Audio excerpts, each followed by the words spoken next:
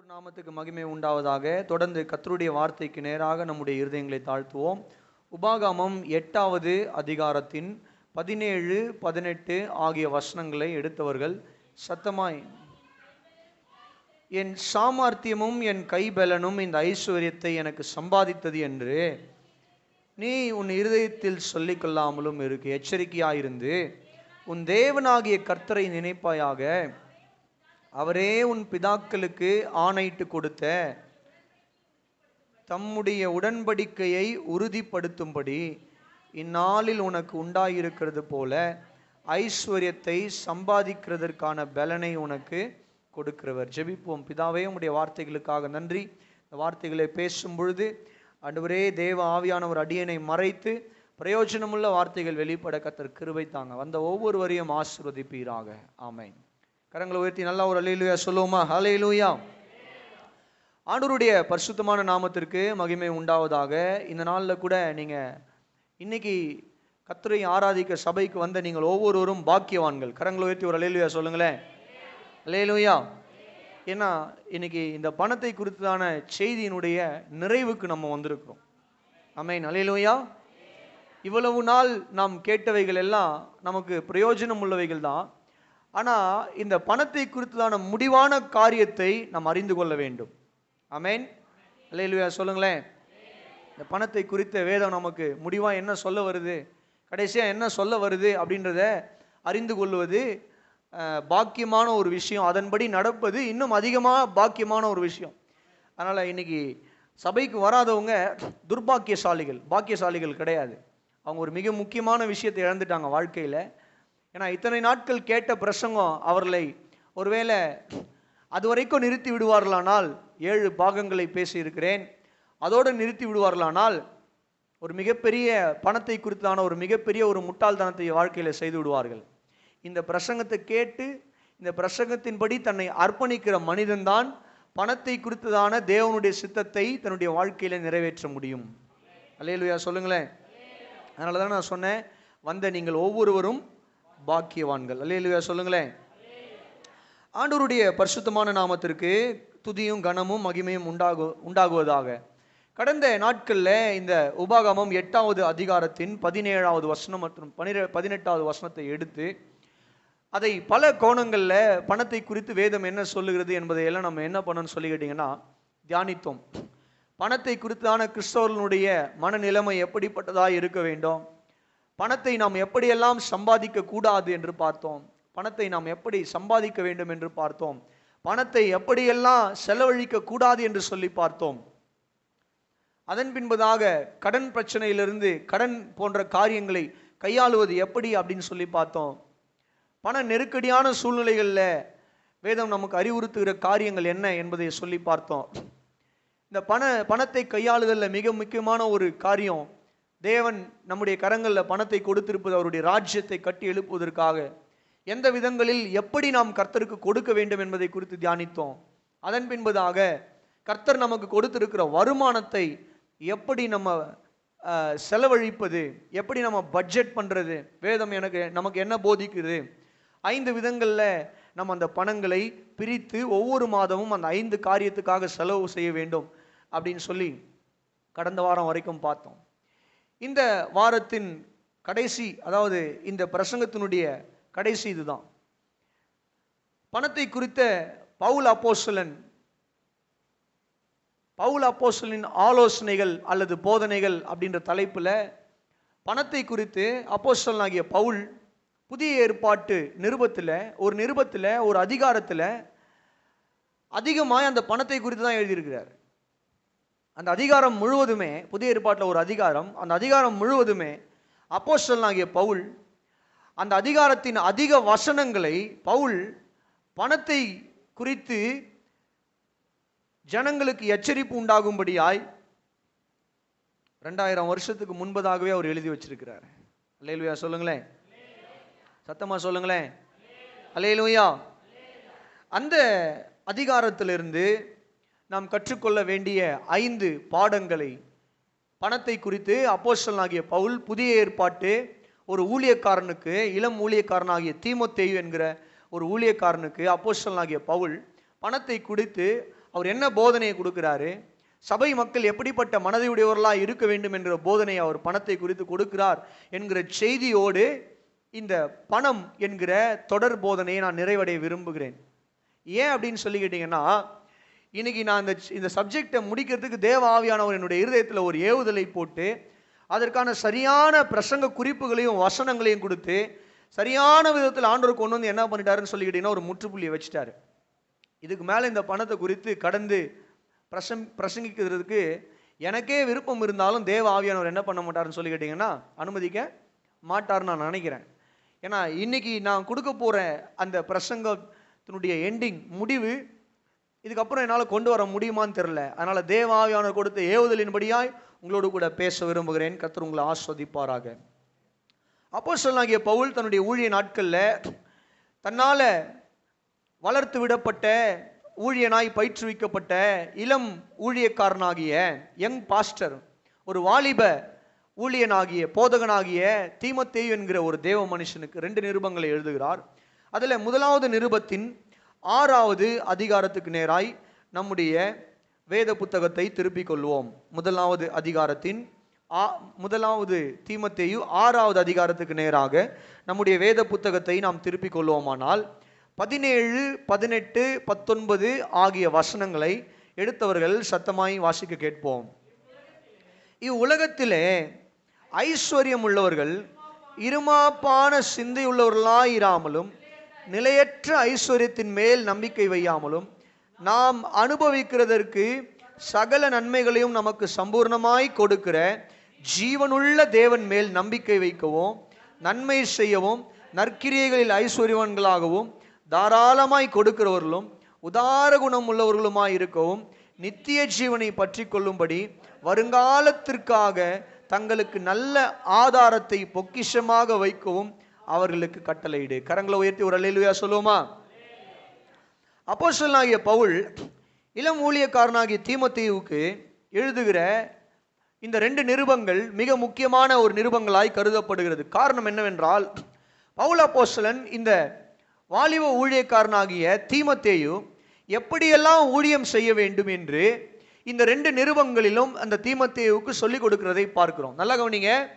ஒரு முதிர்ந்த ஊழியக்காரர், வசனத்தில் தேர்ச்சி பெற்ற, வசனத்தில் கற்று அனுபவமிக்க ஒரு தேவ மனிதர் ஊழியத்தில் துவக்க நிலையில் இருக்கக்கூடிய ஒரு வாலிப ஊழியனுக்கு எப்படி ஊழியம் செய்ய வேண்டும், எப்படி ஊழியம் செய்ய வேண்டும் என்பது மாத்திரமல்லாமல் எதையெல்லாம் ஜனங்களுக்கு போதிக்க வேண்டும், எப்படி ஊழியம் செய்ய வேண்டும், எவைகளையெல்லாம் ஜனங்களுக்கு போதிக்க வேண்டும் என்று ஆலோசனை கொடுக்கக்கூடிய ஒரு அருமையான நிருபம் தான் இந்த 1 தீமோத்தேயு 2 தீமோத்தேயு ஆகிய நிருபம். இந்த நிருபத்தை அப்போஸ்தலனாகிய பவுல் எழுதி முடிக்கும் பொழுது இந்த 6வது அதிகாரத்தில் அநேக வசனங்கள், எல்லா வசனங்களும் நான் பின்னாடி காட்டுவேன். இந்த அதிகாரத்தை அவர் எழுதி முடிக்கும் பொழுது ஒரு கன்க்ளூஷனுக்கு வராரு. என்ன கன்க்ளூஷனுக்கு வராருன்னா, நீ என்ன போதிக்கணும்னா தீமோத்தேயுவே, சபையில் இருக்கக்கூடிய ஜனங்கள் ஆண்டவராகிய இயேசு கிறிஸ்துவை சொந்த இரட்சகராக ஏற்றுக்கொண்டு நித்தியத்துக்கு தங்களை ஆயத்தமாக்கி நித்தியத்துக்கு நேராக பிரயாணம் செய்து கொண்டிருக்கிற ஜனங்கள், அவர்கள் இந்த பண காரியங்களில் இடரல் அடைந்து அவர்கள் பின்மாற்றம் அடையாதபடிக்கு ஒரு மிக முக்கியமான ஒரு போதனையை அவர்களுக்கு நீ கொடுக்க வேண்டும். ஏன் அப்படின்னு சொல்லி கேட்டீங்கன்னா, கவனிங்க, அன்னைக்கு புதிய ஏற்பாட்டு சபையின் காலத்தில், பவுல் அப்போஸ்தலனின் காலத்தில் இன்றைக்கு இருந்தது போல அன்றைக்கு இருந்த அநேக கள்ள ஊழியர்கள் பணத்தை குறித்து என்ன பண்ணாங்கன்னு சொல்லி கேட்டீங்கன்னா, தவறான போதனைகளை ஜனங்களுக்கு கொடுத்தாங்க. அது எப்படிப்பட்ட போதனையாக இருந்தது அப்படின்னு சொல்லி கேட்டீங்கன்னா, ஒரு மனிதன் கர்த்தரை தேடுவதற்கான நோக்கம் என்னன்னா பணம். ஒரு மனிதன் கர்த்தரை தேடுவதற்கான நோக்கம் என்ன அப்படின்னா பணம் தான். கர்த்தரை நம்ம தேடுனா அவர் நமக்கு நிறைய பணங்களை கொடுப்பாரு. அந்த பணங்களை நாம் இஷ்டம் போல இந்த பூமியில, நம் இஷ்டம் போல், நல்ல கவனிங்க, இஷ்டம் போல இந்த பூமியில எப்படி வேண்டுமானாலும் செலவழித்து அந்த பணத்தை அனுபவிக்கலாம். ஆகையால நீங்க எப்படி வேண்டுமானாலும் வாழுங்க, கர்த்தர் உங்களை ஆசீர்வதிப்பார் கர்த்தர் உங்களுக்கு நிறைய பணங்களை கொடுப்பார் அப்படின்னு சொல்லி ஒரு தவறான போதனை பணத்தை குறித்து கள்ள உபதேசர்களால புதிய ஏற்பாட்டு காலகட்டத்தில் அது உள்ள வரப்பட்டது. காரணம் என்னன்னு சொல்லிக்கிட்டீங்கன்னா, இவர்களுடைய நோக்கமே பணம் தான். யாருடைய நோக்கம்? இந்த கள்ள உபதேசர்களுடைய நோக்கம். இன்னைக்கு எப்படி கள்ள உபதேசர்கள் பணத்துக்காக அவங்க எதை வேணா செய்ய ஆயத்தமா இருக்கிறார்களோ, அதே போல அன்னைக்கும் என்ன பண்ணாங்கன்னு சொல்லிக்கிட்டீங்கன்னா, மனிதர்கள் இருந்தபடினால அப்போஸ்தலனாகிய பவுல் கிறிஸ்தவர்களுக்கு ஒரு கன்க்ளூஷனை கொண்டு வராரு, ஒரு முடிவுரை எழுதுறாரு. அந்த நிருபத்தில் முதலாம்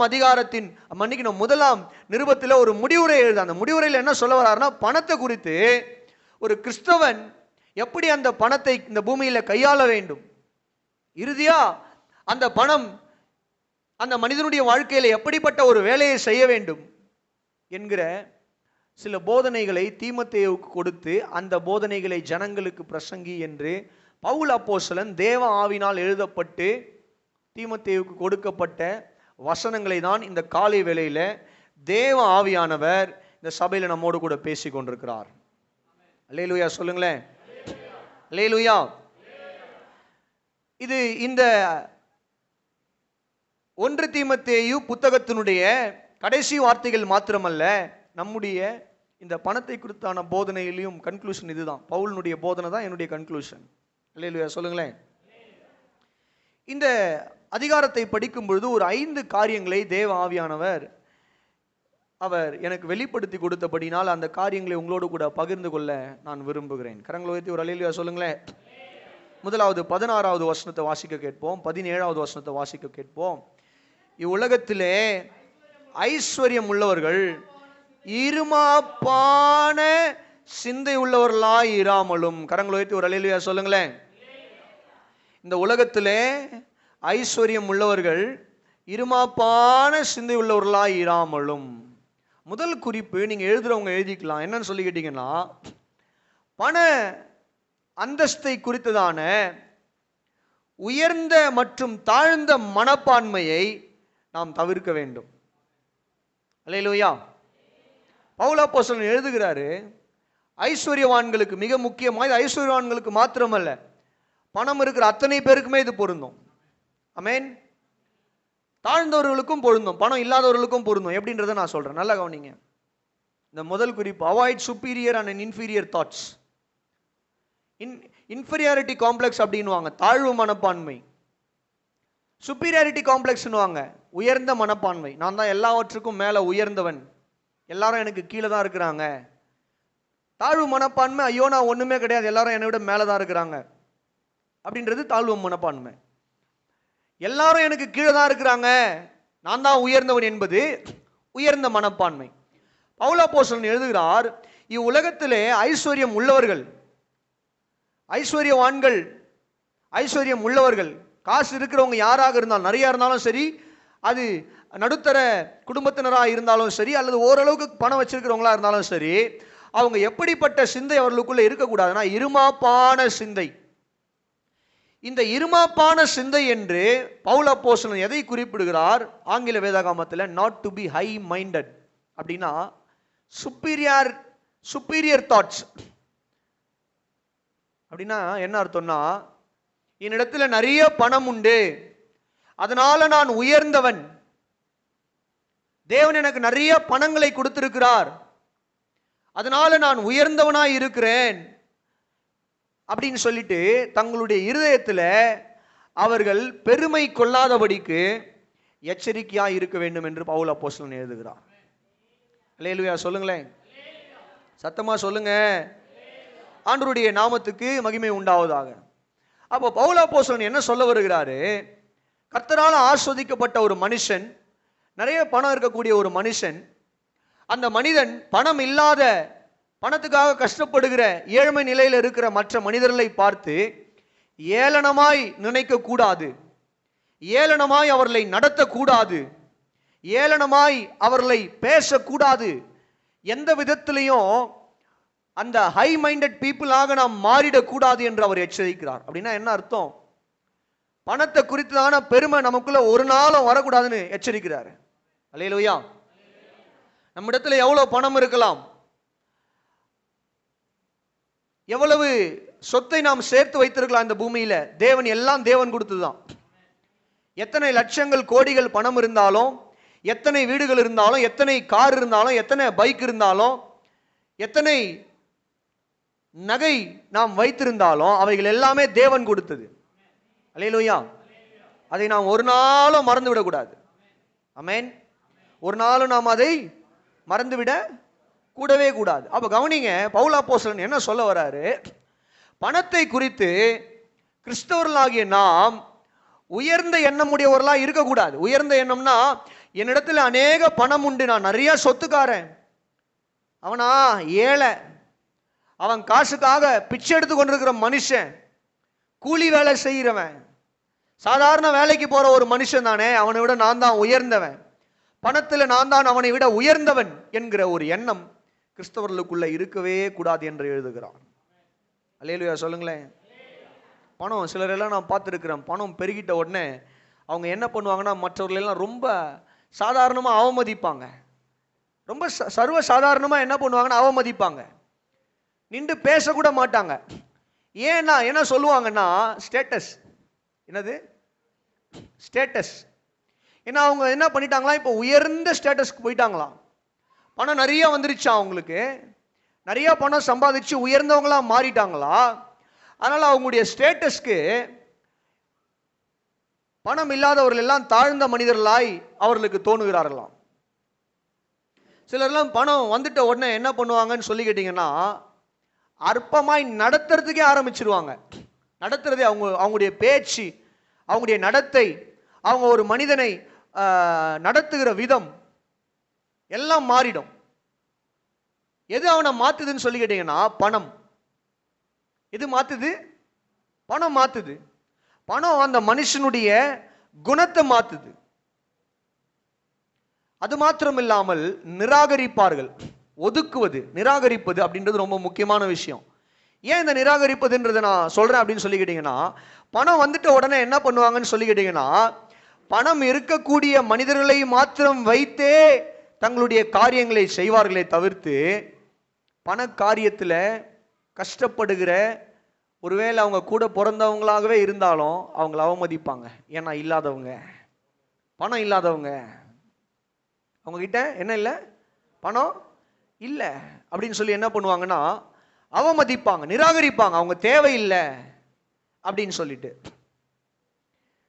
அப்ப கவனிங்க, இவைகள் எல்லாமே நல்லா கவனிங்க. ஒரு கிறிஸ்தவர்கள் இப்படிப்பட்ட காரியத்தை செய்வார்களானால் அவர்கள் ஒரு உண்மையான கிறிஸ்தவர்களாக இருப்பதற்கு வாய்ப்பே கிடையாது.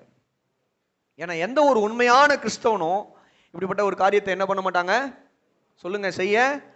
இது கர்த்தருக்கு அருவருப்பான ஒரு காரியம். எல்லாம் சொல்லுங்க, இது கர்த்தருக்கு அருவருப்பான. எது அருவருப்பான காரியம்? பணத்தை குறித்த ஒரு உயர்ந்த எண்ணம். நான் பணக்காரன், நான் நிறைய வசதி படைச்சவன், என்கிட்ட நிறைய கோடி கோடியா லட்ச லட்சமா பணம் இருக்கிறது அப்படின்ற ஒரு எண்ணம் மற்றவர்களை அவமதிக்க நம்மை தூண்டுமானால் நாம் பாவம் செய்து கொண்டிருக்கிறோம். தேவனுக்கு விரோதமாய் பாவம் செய்து கொண்டிருக்கிறோம். கர்த்தருடைய வசனத்துக்கு விரோதமாய் செயல்பட்டு கொண்டிருக்கிறோம். பவுல் அப்போஸ்தலன் எழுதுகிறாரு, இந்த உலகத்துல ஐஸ்வர்யம் உள்ளவர்கள், பணம் வைத்து கொண்டிருக்கிறவர்கள், அவங்க என்ன பண்ணக்கூடாதுன்னா இருமாப்பான சிந்தை உடையவர்களாய் மாறக்கூடாது. அல்லேலூயா சொல்லுங்களேன், அல்லேலூயா சொல்லுங்க. யாக்கோபு 2வது அதிகாரத்துக்கு நேராய் நம்முடைய வேத புத்தகத்தை திருப்பிக் கொள்வோமானால் மிக முக்கியமான ஒரு காரியத்தை இந்த காலை வேளையிலே நான் சொல்லிக் கொடுக்க விரும்புகிறேன். யாக்கோபு 2வது அதிகாரத்தின் முதல் 8 வசனங்களை நாம் வாசிக்க கேட்போம். யாக்கோபு 2. சகோதரரே, மகிமையுள்ள நம்முடைய கர்த்தராகிய இயேசு கிறிஸ்துவின் மேலுள்ள அந்த வார்த்தை கவனிங்க. இயேசு கிறிஸ்துவின் மீது நாம் வைத்திருக்கிற விசுவாசத்தை பட்சபாதத்தோடு, பார்ஷியாலிட்டி, பட்சபாதத்தோடு பற்றி கொள்ளாதிருப்பீர்களாக. ஏனெனில், அந்த வார்த்தை கவனிங்க, அன்னைக்கே பொன் மோதிரம். என்னது அப்படின்னா என்னது தமிழ்ல? தங்க மோதிரம். மினுக்குள்ள வஸ்திரம் அப்படின்னா என்னது? புரியல. பட்டு புடவைன்னு வச்சுக்கலாமா? சரி. நல்லா தங்க மோதிரம், பட்டு புடவை, பட்டு சட்டை, பட்டு வேஷ்டி, அப்படி இல்லைன்னா நல்ல பிராண்டடான உடைகள் அணிந்து கொண்டு வந்தானால், அதே நேரத்தில் கந்தையான வஸ்திரம் தரித்திருக்கிற, கசங்கி போய்கிட்டு ஒரு நல்ல துணியா இல்லாம சரியான ட்ரெஸ் போடாம ஒரு மனுஷனும் சர்ச்சுக்கு வரான். உங்கள் ஆலயத்தில் வரும்பொழுது, எங்க வீட்டுக்கு கிடையாதுங்க, ஆலயத்தில் வரும்பொழுது மினுக்குள்ள வஸ்திரம் தரித்தவனை கண்ணோக்கி நீர் இந்த நல்ல இடத்துல உட்காரும் என்றும், தரித்திரனை பார்த்து நீ அங்கே நில்லு அல்லது இங்கே என் பாதபடி அண்டையிலே உட்காரு என்று நீங்கள் சொன்னால், உங்களுக்குள்ளே போதகம் பண்ணி தகாத சிந்தனைகளோட நிதானிக்கிறவர்களாய் இருப்பீர்கள் அல்லவா? என் பிரியமான சகோதரரே, தேவன் அவங்க இந்த உலகத்துல தரித்திரர்கள் தான், பணம் இல்லாதவங்க தான், சரியான உடை இல்லதான், அவங்க கிட்ட தங்க நகை இல்லதான், பேங்க்ல அக்கௌண்ட் இல்லதான், ஆனாலும் அவர்களுக்குள்ள இருக்கிற விசுவாசம் இருக்கு பாத்தீங்களா, தேவன் மீது அவங்க வைத்திருக்கிற விசுவாசம், அது ஐஸ்வர்யம் உள்ளது, ஆவிக்குரிய ஐஸ்வர்யவான்கள் அவர்கள். அல்லேலூயா. தம்மிடத்தில் அன்பு கூறுகிறவர்களுக்கு தாம் வாக்குத்தத்தம் பண்ணின ராஜ்யத்தை சுதந்திரிக்கிறவர்களாகவும் தெரிந்து கொள்ளவில்லையா? நீங்களோ தரித்திரரை கனவீனம் பண்ணுகிறீர்கள், ஐஸ்வர்யவான்கள் அல்லவோ உங்களை ஒடுக்குகிறார்கள், அவர்கள் அல்லவோ உங்களை நியாயாசனங்களுக்கு முன்பாக இழுக்கிறார்கள். உன்னிடத்தில் நீ அன்பு கூறுகிறது போல பிறனிடத்திலும் அன்பு கூறுவாயாக என்று வேத வாக்கியம் சொல்லுகிற ராஜரீக பிரமாணத்தை நீங்கள் நிறைவேற்றினால் நன்மை செய்வீர்கள். அங்க பாருங்க, பட்சபாதம் உள்ளவர்களா இருப்பீர்களானால் பாவம் செய்து மீறினவர்கள் என்று நியாய பிரமாணத்தினாலே தீர்க்கப்படுவீர்கள். நான் சொல்லுங்க, யாக்கோபு எழுதுறாரு. யாக்கோபு எப்படி எழுதுறாரு? தேவ ஆவியானவர் யாக்கோபை ஏவுகிறதுனால யாக்கோபு எழுதுகிறார். தேவ ஆவியானவருடைய வார்த்தை. ஒரு மனிதன் பட்சபாதம் பார்ப்பது, பார்ஷியாலிட்டி பார்ப்பது, பட்சபாதத்தோடு மற்ற மனிதர்களிடத்தில் நாம் நடந்து கொள்ளும் பொழுது வேதம் நம்மை நியாயந்தி இருக்கிறது. கர்த்தருடைய வசனம் நம்மை நியாயந்தி, என்ன நியாயந்தி இருக்கிறது? நாம் பாவம் செய்கிறோம் என்று நியாயந்தி இருக்கிறது. புரியுதா? நான் முன்னாடி ஒரு காரியம் சொன்னேன் இல்லையா, நம்மிடத்துல கர்த்தர் கொடுத்த பணத்தை குறித்ததான உயர்ந்த எண்ணம் நமக்கு வருமானால், நான் பணம் வைத்திருக்கிறவன், என்னுடைய அந்தஸ்து என்ன, என்னுடைய ஆஸ்தி என்ன, நான் எவ்வளவு பெரிய ஆள் தெரியுமா, என்கிட்ட எவ்வளவு பணம் இருக்கு தெரியுமா அப்படின்ற ஒரு எண்ணம் நமக்குள்ள வந்து நாம் பிறரை அவமதித்து பிறரை ஏளனமாய் நடத்துவோமானால் வேதம் சொல்லுகிறது நாம் பாவம் செய்கிறோம். ஆமென். நம்ம என்ன செய்கிறோம்? புதிய ஏற்பாட்டு சபையில் ஒரு பிரச்சனை இருந்தது. அங்க வாசிக்கிறோம், யாக்கோபு எழுதுறாரு, ஏன்பா நீங்க எல்லாம் ஆண்டவராகிய இயேசு கிறிஸ்துவை விசுவாசிக்கிறீங்க, ஆனா அந்த விசுவாசம் ஓரவஞ்சனையான விசுவாசமா இருக்கக்கூடாது, பட்சபாதத்தோடு நீங்கள் நடந்து கொள்ளுகிற விசுவாசமா இருக்கக்கூடாது, நல்ல விசுவாசமா இருக்கணும். எது நல்ல விசுவாசம்? இயேசு உன்னை எப்படி நேசித்தாரோ அதே போல நீ மற்ற சக மனிதனையும் அன்பு கூற வேண்டும். அதுதான் நல்ல விசுவாசம். அதுதான் இயேசு மீது நாம் வைத்திருக்கிற மெய்யான விசுவாசம். அல்லேலூயா. இந்த ஜனங்க என்ன பண்ணாங்களா, அந்த சபையில் நடந்த ஒரு கேடான ஒரு விஷயம், தங்க மோதிரமோ மினுக்கான வஸ்திரமும் தரித்திர ஐஸ்வர்யவான்கள் வந்தார்களானால் அவர்களை மெச்சிக்கொள்வது, அவர்களுக்கு நல்ல இடங்களை கொடுப்பது, அவர்களை கனப்படுத்துவது. ஆனால் அதே சபைக்கு, அதே ஆலயத்துக்கு ஒரு சாதாரண எளிய மனுஷன், சாதாரண உடை அணிந்திருக்கிற ஒரு தரித்திரன் வருவானே ஆனால் அந்த மனிதனை அவமதித்து நடத்தினார்களாம். யாக்கோபு எழுதுறாரு, பாவம் பண்றீங்கப்பா, வேணா, நீங்க தகாத சிந்தையோடு நடந்துக்கிறீங்க.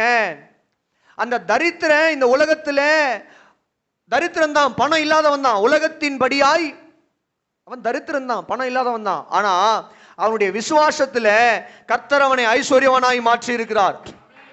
அவனுக்குள்ள நித்திய ஜீவன் என்கிற ஐஸ்வர்யம் இருக்குது. அது இவன் கையில் இருக்கிற தங்கத்தை விட விலை உயர்ந்தது. அல்லேலூயா சொல்லுங்க. அந்த தரித்திரனுக்குள்ள ரட்சிப்பு என்கிற ஒரு ஐஸ்வர்யம் இருக்கிறது. அது தங்க மோதிரத்தையும் தங்க செயினையும் காட்டிலும் விலை உயர்ந்தது. அல்லேலூயா. அந்த மனுஷனுக்குள்ள தேவனுடைய ராஜ்யம் இருக்கிறது. அது மினுக்கான ஆடையை விட விலை உயர்ந்தது. கரங்களை தட்டி ஒரு அல்லேலூயா சொல்லுங்க. அல்லேலூயா. அப்ப கவனிங்க, இந்த காலை வேளையில பவுல் அப்போஸ்தலன் என்ன சொல்ல வராரு? தீமோத்தேயுக்கும் சரி, புதிய ஏற்பாட்டு சபைக்கும் சரி, பணத்தை குறித்தான இருமாப்பான சிந்தனை நமக்கு வரவே கூடாது. ஆமென்.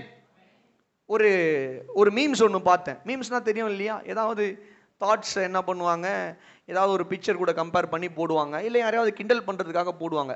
அதில் ஒரு ப்ரொடக்டிவான ஒரு காரியத்தை பார்த்தேன். ஒரு மரம், நல்ல பெரிய ஒரு மரம், குள்ளமாக இருக்குது, சின்னதாக, என்ன மரம் தெரில, நிறைய கனிகளை காய்க்குது அதனுடைய கிளைகள். அந்த கனிகள் நிறைய கிளைகளை காய்ச்ச உடனே, மன்னிக்கணும், அந்த கிளைகளை நிறைய கனிகள் காய்ச்ச உடனே மேல் நோக்கி வளர்ற அந்த கிளைகள் என்ன பண்ணுதுன்னு சொல்லிக்கிட்டீங்கன்னா, கீழே இப்படி சாயுது. என்ன பண்ணுது? கீழே சாயுது. என்ன சொல்ல வராங்க? தேவன் நமக்கு எவ்வளவுக்கு எவ்வளவு கனி கொடுக்க வைக்கிறாரோ, எவ்வளவுக்கு எவ்வளவு தேவன் நம்மை ஆசீர்வாதம் உள்ளவர்களாய் மாற்றுகிறாரோ, அவ்வளவுக்கு அவ்வளவு இந்த பூமியில நாம் தேவ சமூகத்தில் நம்மை தாழ்த்துகிறவர்களாய் இருக்க வேண்டும். அல்லேலூயா சொல்லுங்க. அல்லேலூயா. கனி கொடுக்கிற மரம் எப்பவுமே தாழும். அல்லேலூயா. அந்த கனியை வெட்டிட்டீங்கன்னா ஒண்ணுமே இல்லாததான் மேல உயர்ந்து நிற்கும். ஆமென். நான் சொல்றேன், உங்களுடைய வாழ்க்கையில கர்த்தர் நமக்கு கிருபைகளை கொடுத்திருக்கிறார்னா, ஐஸ்வர்யத்தை கொடுத்திருக்கிறார்னா, பணத்தை கொடுத்திருக்கிறார்னா, தங்கத்தை கொடுத்திருக்கிறார்னா, விலை உயர்ந்த பொருட்களை கொடுத்திருக்கிறார்னா, நல்ல வாழ்க்கையை வாழ கர்த்தர் நமக்கு உதவி செய்திருக்கிறார்னா, நம் தேவ சமூகத்தில் தாழ்மை உள்ளவர்களாய் நடந்து கொள்ள நம்மை அர்ப்பணிக்க வேண்டும். அல்லேலூயா. அந்த பெருமை நமக்குள்ள வந்துருச்சுன்னா நாம் பாவம் செய்கிறோம். அப்ப இந்த பண காரியத்துல நான் ஒரு நாளும் பெருமை அடையாதபடிக்கு நம்முடைய இருதயத்துக்கு ஒரு கடிவாளம் போட வேண்டும். ஆமென். இந்த பண காரியத்துல ஒரு நாளும் நம்ம பெருமை அடையாதபடிக்கு, சொல்லுங்க, நம்முடைய இருதயத்துக்கு ஒரு கடிவாளம் போடணும். அல்லேலூயா சொல்லுங்களேன். எளிமையாய் வாழ கற்றுக்கொள்ளுங்கள். எல்லா மனிதர்களிடத்திலையும் அன்பு கூற கற்றுக்கொள்ளுங்கள். எல்லா மனிதர்களிடத்திலையும் எளிமையாய் நடந்து கொள்ள கற்றுக்கொள்ளுங்கள். அல்லேலூயா சொல்லுங்களேன். ஆண்டவருடைய நாமத்துக்கு மகிமை உண்டாவதாக. அப்போ நம்முடைய இருதயத்தை நம்ம கொஞ்சம் சோதிச்சு பார்க்கணும். என்ன சோதிச்சு பார்க்கணும்? பணம் இல்லாத ஒரு மனிதனோடு கூட, தரித்திரனான ஒரு மனுஷன் நல்லவனா இருப்பான், ஆவிக்குரியவனா இருப்பானால் அவனோடு கூட ஐக்கியம் வைத்துக் கொள்வதற்கு நம்முடைய இருதயம் ஒத்து போகுமா? ஒத்து போச்சுன்னா நம்ம இந்த பண காரியத்தில் கரெக்டாக இருக்கோம்னு அர்த்தம். அல்லேலூயா. இல்லைங்க, அவனா கூலி வேலை செய்கிறவன், ஆனால் நல்லா ஜெபிக்கிறவங்களா இருப்பாங்க, நல்ல சபைக்கு வரவங்களா இருப்பாங்க, ஒழுக்கமாக வாழ்கிறவங்களா இருப்பாங்க. அவனா இல்லாதவன், 10,000 சம்பளத்துக்காக 8,000 சம்பளத்துக்காக போயிட்டு வேலை செஞ்சுக்கிட்டு இருக்கிறவன், அரிசி வாங்கவும் பருப்பு வாங்கவும் ரேஷன் கடையில் வந்துக்கிட்டு மணிக்கணக்கில் நின்றுட்டு இருக்கிறவன், அவன் கூட எனக்கு என்னங்க அப்படின்ற எண்ணம் நமக்கு இருக்குமானால் நம்ம என்ன பண்ணுறோம்னு சொல்லிக்கிட்டு தேவ சாயலில் சிருஷ்டிக்கப்பட்ட ஒரு மனிதனை அவமதிக்கிறோம். நமக்கு பணத்தை குறித்தான ஒரு பெருமை வந்துருச்சுன்னு அர்த்தம். இப்போ கவனிங்க, இந்த காலை வேளையில் பிரியமானவர்களே, இயேசுவானவர், நல்ல கவனிங்க, அவர் மனித அவதாரம் எடுத்து மனிதனோடு மனிதனாய் தன்னை அடையாளப்படுத்தினார். ஆமென். என்ன சொல்ல வரது புரிஞ்சுதா? அவர் வானத்தில் பரலோகத்தில் வீற்றிருக்க வேண்டிய ராஜாதி ராஜன். ஆமென். ஆனா அந்த இடத்துல இருந்து அவர் இறங்கி வந்து நம்மை போல மனிதனாய்,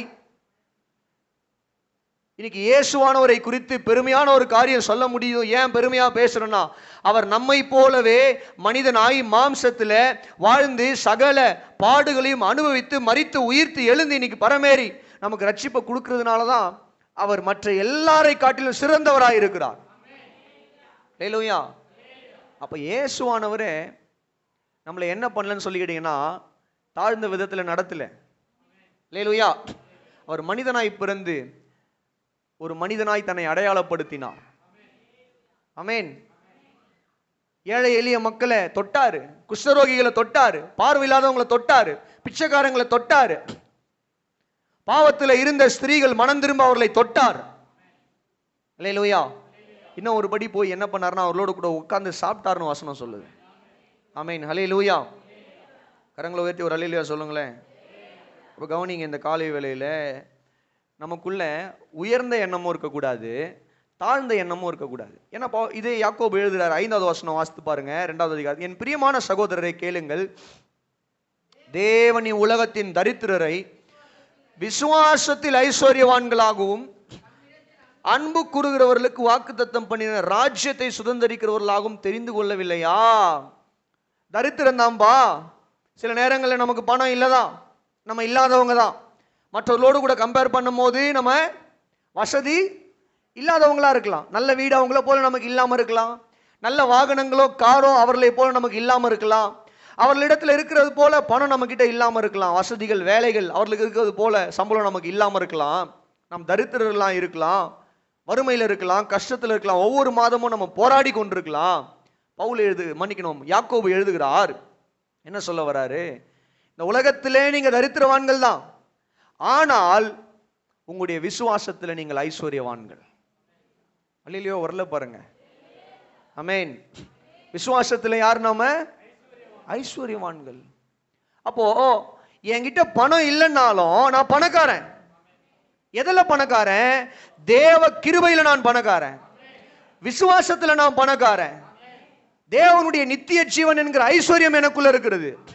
தேவனுடைய ராஜ்யம் என்கிற மிக உன்னதமான ஒரு ஸ்தலம், ஒரு இடம். இந்த பூமியில நல்ல வீடு இல்லாம இருக்கலாம், ஆனா தேவனுடைய ராஜ்யம் என்கிற டியூப்ளெக்ஸ் வீடுகளை காட்டிலும், பிரம்மாண்டமான டியூப்ளெக்ஸ் லக்ஸரியஸ் வீடுகளை காட்டிலும் மேன்மையான ஒரு இடம், இடத்துக்கு சொந்தக்காரன் நான். கரங்களை தட்டி ஒரு அல்லேலூயா சொல்லுங்க. அல்லேலூயா. இந்த வீடெல்லாம் ஒரு நாள் போகும், அவ்வளவுதான், நிலையானது கிடையாது. 50 லட்சம் கொடுத்து ஒரு வீடு வாங்குறாங்க, அன்னைக்கு நைட்டே பூகம்பம் வந்ததுன்னா யோசித்து பாருங்க. நேற்றைய தினத்தில் நினைக்கிறேன் செய்தியா, நேற்றைய தினமா நேற்றைக்கு முன்தினமா தெரியல, இந்தியாவில் ஒரு மாவட்டத்தில் மின்னல் தாக்கி நிறைய மக்கள் மரிச்சிட்டாங்க. மின்னல் தாக்கி, லைட்னிங், அந்த அட்டாக்னால நிறைய பேர் மரித்தே போயிட்டாங்க. 5 பேர் 10 பேர் கிடையாது, அநேகர், நிறைய ஜனங்க மரித்து போயிட்டாங்க. பீகார், ஆமா பீகார், கரெக்ட். ஆமென். கவனிக்கிறீங்களா? அப்ப கவனிங்க, இந்த உலக ஐஸ்வர்யம்லாம் நிலையானது கிடையாது. அதனாலதான் யாக்கோபு எழுதுறாரு, அவங்க இந்த உலகத்துல தரித்திரர்களாக இருந்தாலும் அவர்களுக்குள்ள மெய்யான ஐஸ்வர்யம் இருக்கு. எது மெய்யான ஐஸ்வர்யம்? நித்திய ஜீவன், ரட்சிப்பு, தேவனுடைய ராஜ்யம். அதனால ஒருவேளை பணம் இல்லாதவங்களா இருந்தா கூட நீங்க உங்களையே தாழ்வா எடுத்துக்காதீங்க, நினைச்சுக்காதீங்கன்றார். அப்ப இந்த காலை வேளையில நான் சொல்றேன், நீங்க கொஞ்சம் வருமானத்துக்காக கஷ்டப்படுறவங்களா இருக்கலாம், தேவையில் இருக்கிறவங்களா இருக்கலாம், வேதம் உங்களுக்கு கொடுக்கிற பெயர், நீங்கள் ஆவிக்குரிய ஐஸ்வர்யவான்கள். கரங்களை தட்டி ஒரு அல்லேலூயா சொல்லுங்களேன். அல்லேலூயா, சத்தமா சொல்லுங்க. அப்போ பவுல் அப்போஸ்தலன் கலாத்தியர் 3:28 அவர் எழுதும்போது எழுதுகிறார், கிறிஸ்துவுக்குள்ள யூதன் என்றும் இல்லை, கிரேக்கன் என்றும் இல்லை, உயர்ந்தவன் என்றும் இல்லை, தாழ்ந்தவன் என்றும் இல்லை, ஆண் என்றும் இல்லை, பெண் என்றும் இல்லை, நம்ம எல்லாருமே தேவனுடைய பிள்ளைகளாக இருக்கிறோம். கரங்களை தட்டி ஒரு அல்லேலூயா சொல்லுங்களேன். நம்ம எல்லாருமே யாரா இருக்கிறோம்? தேவனுடைய பிள்ளைகளாக இருக்கிறோம். அப்போ தேவனுடைய பிள்ளைகளாகிய நாம், ஆண்டவர் ஒரு மனிதனை அவங்களுடைய பணத்தை வச்சு, அவங்களுடைய ஆசீர்வாதங்களை வச்சு அவர் என்ன பண்றதில்லைன்னு சொல்லி கேட்டீங்கன்னா எடை போடுவது கிடையாது. அப்ப நாமும் கூட ஒரு மனிதனை அவர்களுடைய ஆசீர்வாதங்களை வைத்து எடை போடக்கூடாது. நம்ம நிறைய நேரத்தில் நினைச்சுக்கிறோம், பணம் இல்லாதவங்க கஷ்டப்படுறவங்களை எல்லாம் பார்த்த உடனே நம்ம என்ன நினைச்சுக்கிறோம் அப்படின்னு சொல்லி கேட்டீங்கன்னா, அவங்களுக்கு எல்லாம் தேவ கிருபையே இல்லைன்னு நினைச்சுக்கிறோம். நிறைய மிஷினரிகள் எல்லாம் பணம் இல்லாமல் கஷ்டப்பட்டு வறுமையிலையும் வருத்தத்திலையும் தான் என்ன பண்ணாங்கன்னா ஊழியம் செய்தாங்க. அவர்களுக்கெல்லாம் தேவ கிருபை இல்லைன்னு சொல்லிட முடியுமா? கிடையாது. ஆமென். ஆண்டவர் சிலருக்கு 5 தாலந்து கொடுப்பாரு, சிலருக்கு 2 தாலந்து கொடுப்பாரு, சிலருக்கு 1 தாலந்து தான் கொடுப்பாரு. அவருக்கு தெரியும் யார் எந்த நிலைமையில ஆஸ்வதிக்கணும் அப்படின்னு சொல்லிட்டு. அல்லேலூயா சொல்லுங்களேன். ஆகவே இந்த காலை வேளையில கர்த்தர் நமக்கு கொடுத்திருக்கிற அந்த ஐஸ்வர்யத்தின் நிமித்தம் எந்த ஒரு மனிதனையும் நாம் தகாத விதமாய் நடத்தக்கூடாது. அதே நேரத்தில் நம்ம கிட்ட பணம் இல்லைன்னாலும் நாமும் மற்றவர்களோடு கூட கம்பேர் பண்ணி நான் தாழ்ந்தவன் என்கிற எண்ணம் நமக்குள்ள இருக்கக்கூடாது. அல்லேலூயா சொல்லுங்க, சத்தமா சொல்லுங்க. அல்லேலூயா, அல்லேலூயா. நான் வழக்கமாக அதுதான் சொல்லுவேன். ஒரு பெரிய பணம் இருக்கிறவன் பெரிய வண்டியில் போகிறான் அப்படின்னா, நம்ம எக்ஸலில் போகிறோம், இல்லை ஸ்கூட்டியில் போகிறோம், இல்லை சாதாரண ஒரு பைக்கில் போகிறோன்னா கூட ஒன்றும் பிரச்சனை கிடையாது. நீ போகிற இடத்துக்கு தான் நானும் வரேன். நீ எந்த வண்டியில் போறியோ அந்த வண்டியில் நான் வரல, அவ்வளோதான் வித்தியாசம். ஆமேன். அல்லேலூயா. நீ மரித்தாலும் 6 அடி தான், நான் மரித்தாலும் 6 அடி தான். இப்போ அதுவும் குறைஞ்சி போச்சு, 4 அடி தான் மாற்றுறாங்க. ஏன்னா இருக்கிறது மேலேயே புதைக்கிறாங்க, இடம் இல்லைன்னு சொல்லிட்டு. அதுவும் பாருங்க, ஒரு வருஷம் 2 வருஷத்தை க்ளீன் பண்ணிடுறாங்க. க்ளீன் பண்ண அதுவும் நிரந்தரம் கிடையாது. அப்போ இந்த உலகத்தில் ஒரு மனுஷன் செத்து போனதுக்கு அப்புறம் கூட ஒரு படி மண்ணு அவனுக்கு நிலையானது கிடையாது. புரியுதா உங்களுக்கு? ஒரு காலத்தில் புதைச்சிட்டா அந்த இடத்துல தும்பு கட்டிடுவாங்க.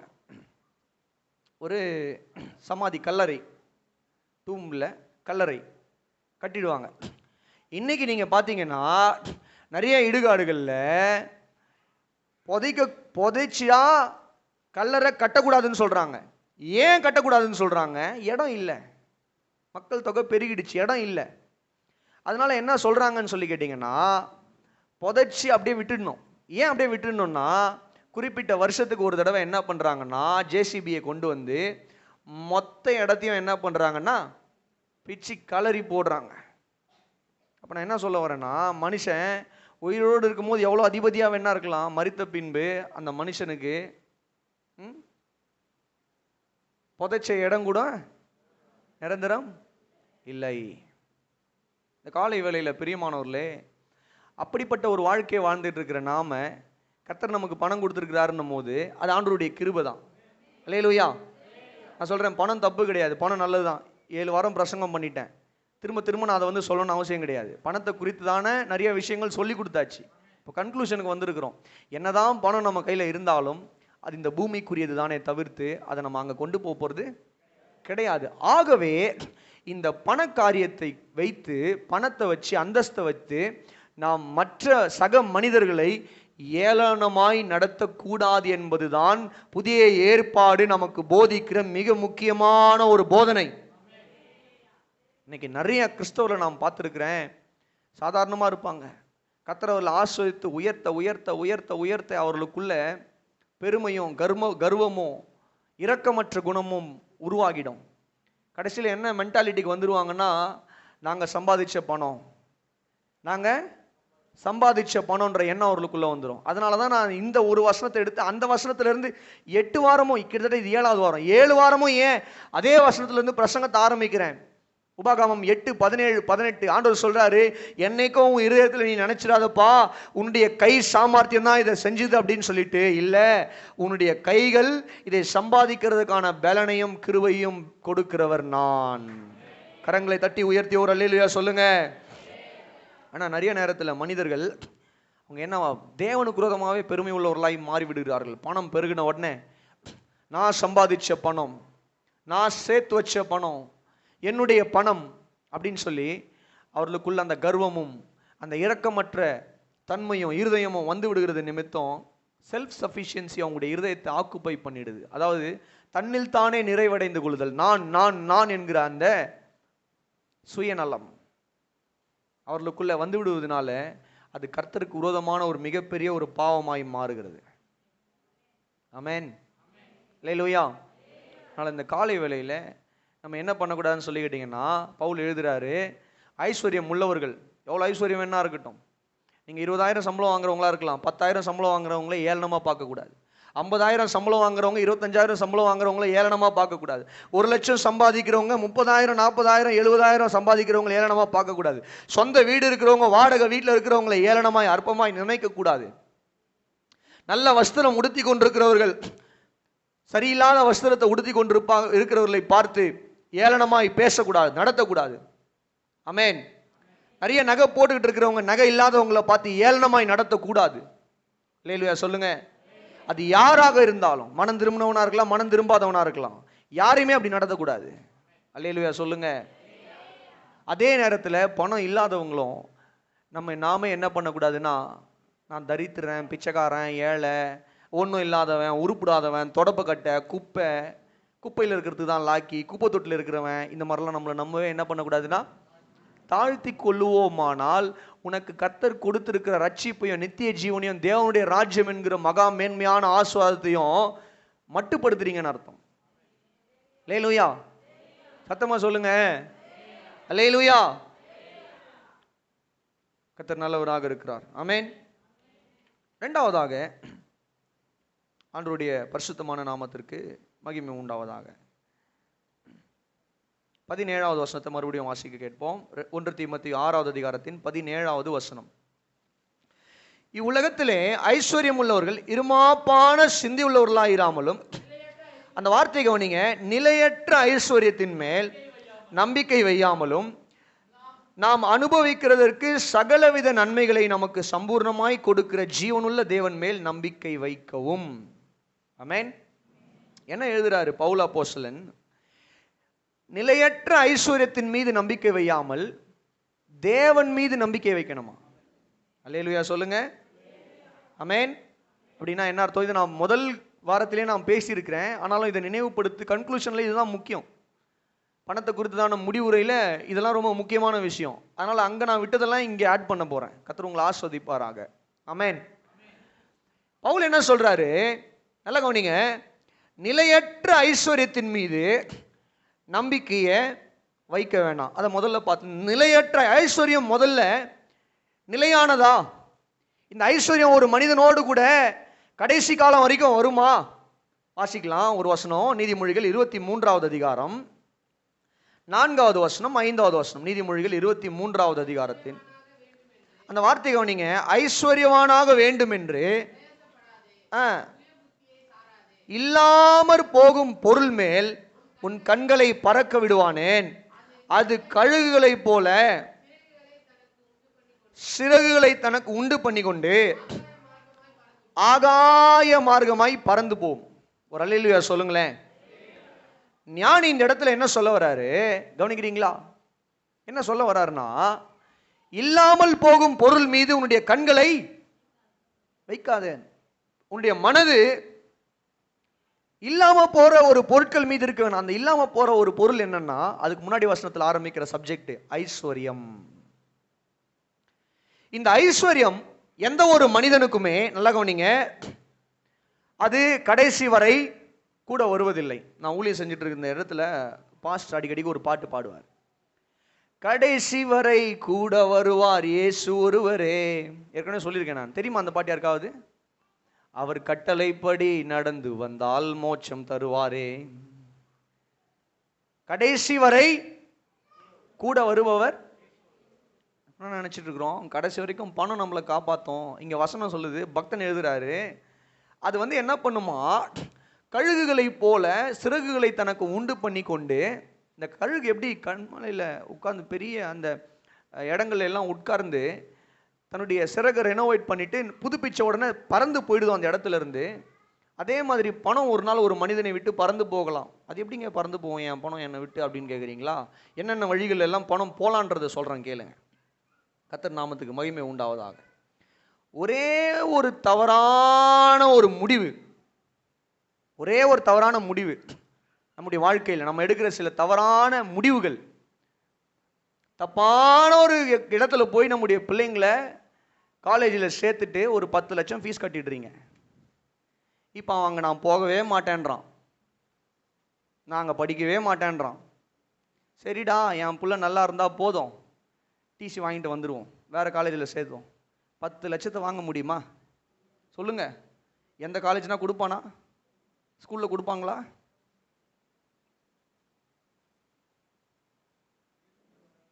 இது படிப்பு. தப்பான ஒரு இடத்துல எடுத்துகிட்டு போயிட்டு நம்முடைய பெண் பிள்ளைகளை திருமணம் பண்ணி கொடுத்துடுறோம். இப்போ கூட சில நியூஸ் சேனல்ஸ் எல்லாம் சில காரியங்களை பார்த்தோம். 50 சவரன் 100 சவரன் வச்சுக்கோங்க, 100 சவரன் கொடுத்து 1 கோடி வரதட்சணை கொடுத்து ஒரு கார் வாங்கி கொடுத்து எல்லாம் பண்ணி கொடுத்துடுறோம். இப்போ அந்த பொண்ணு என்ன பண்ணுது, எனக்கு இந்த இடத்துல வாழவே பிடிக்கல, நான் கொடுமைப்படுத்துகிறாங்க, நான் இங்கே இருந்தால் என்னை சாகடிச்சிருவாங்க, அப்பா என்னை எப்படியாவது காப்பாற்றுங்க, வீட்டுக்கு வந்துடுது.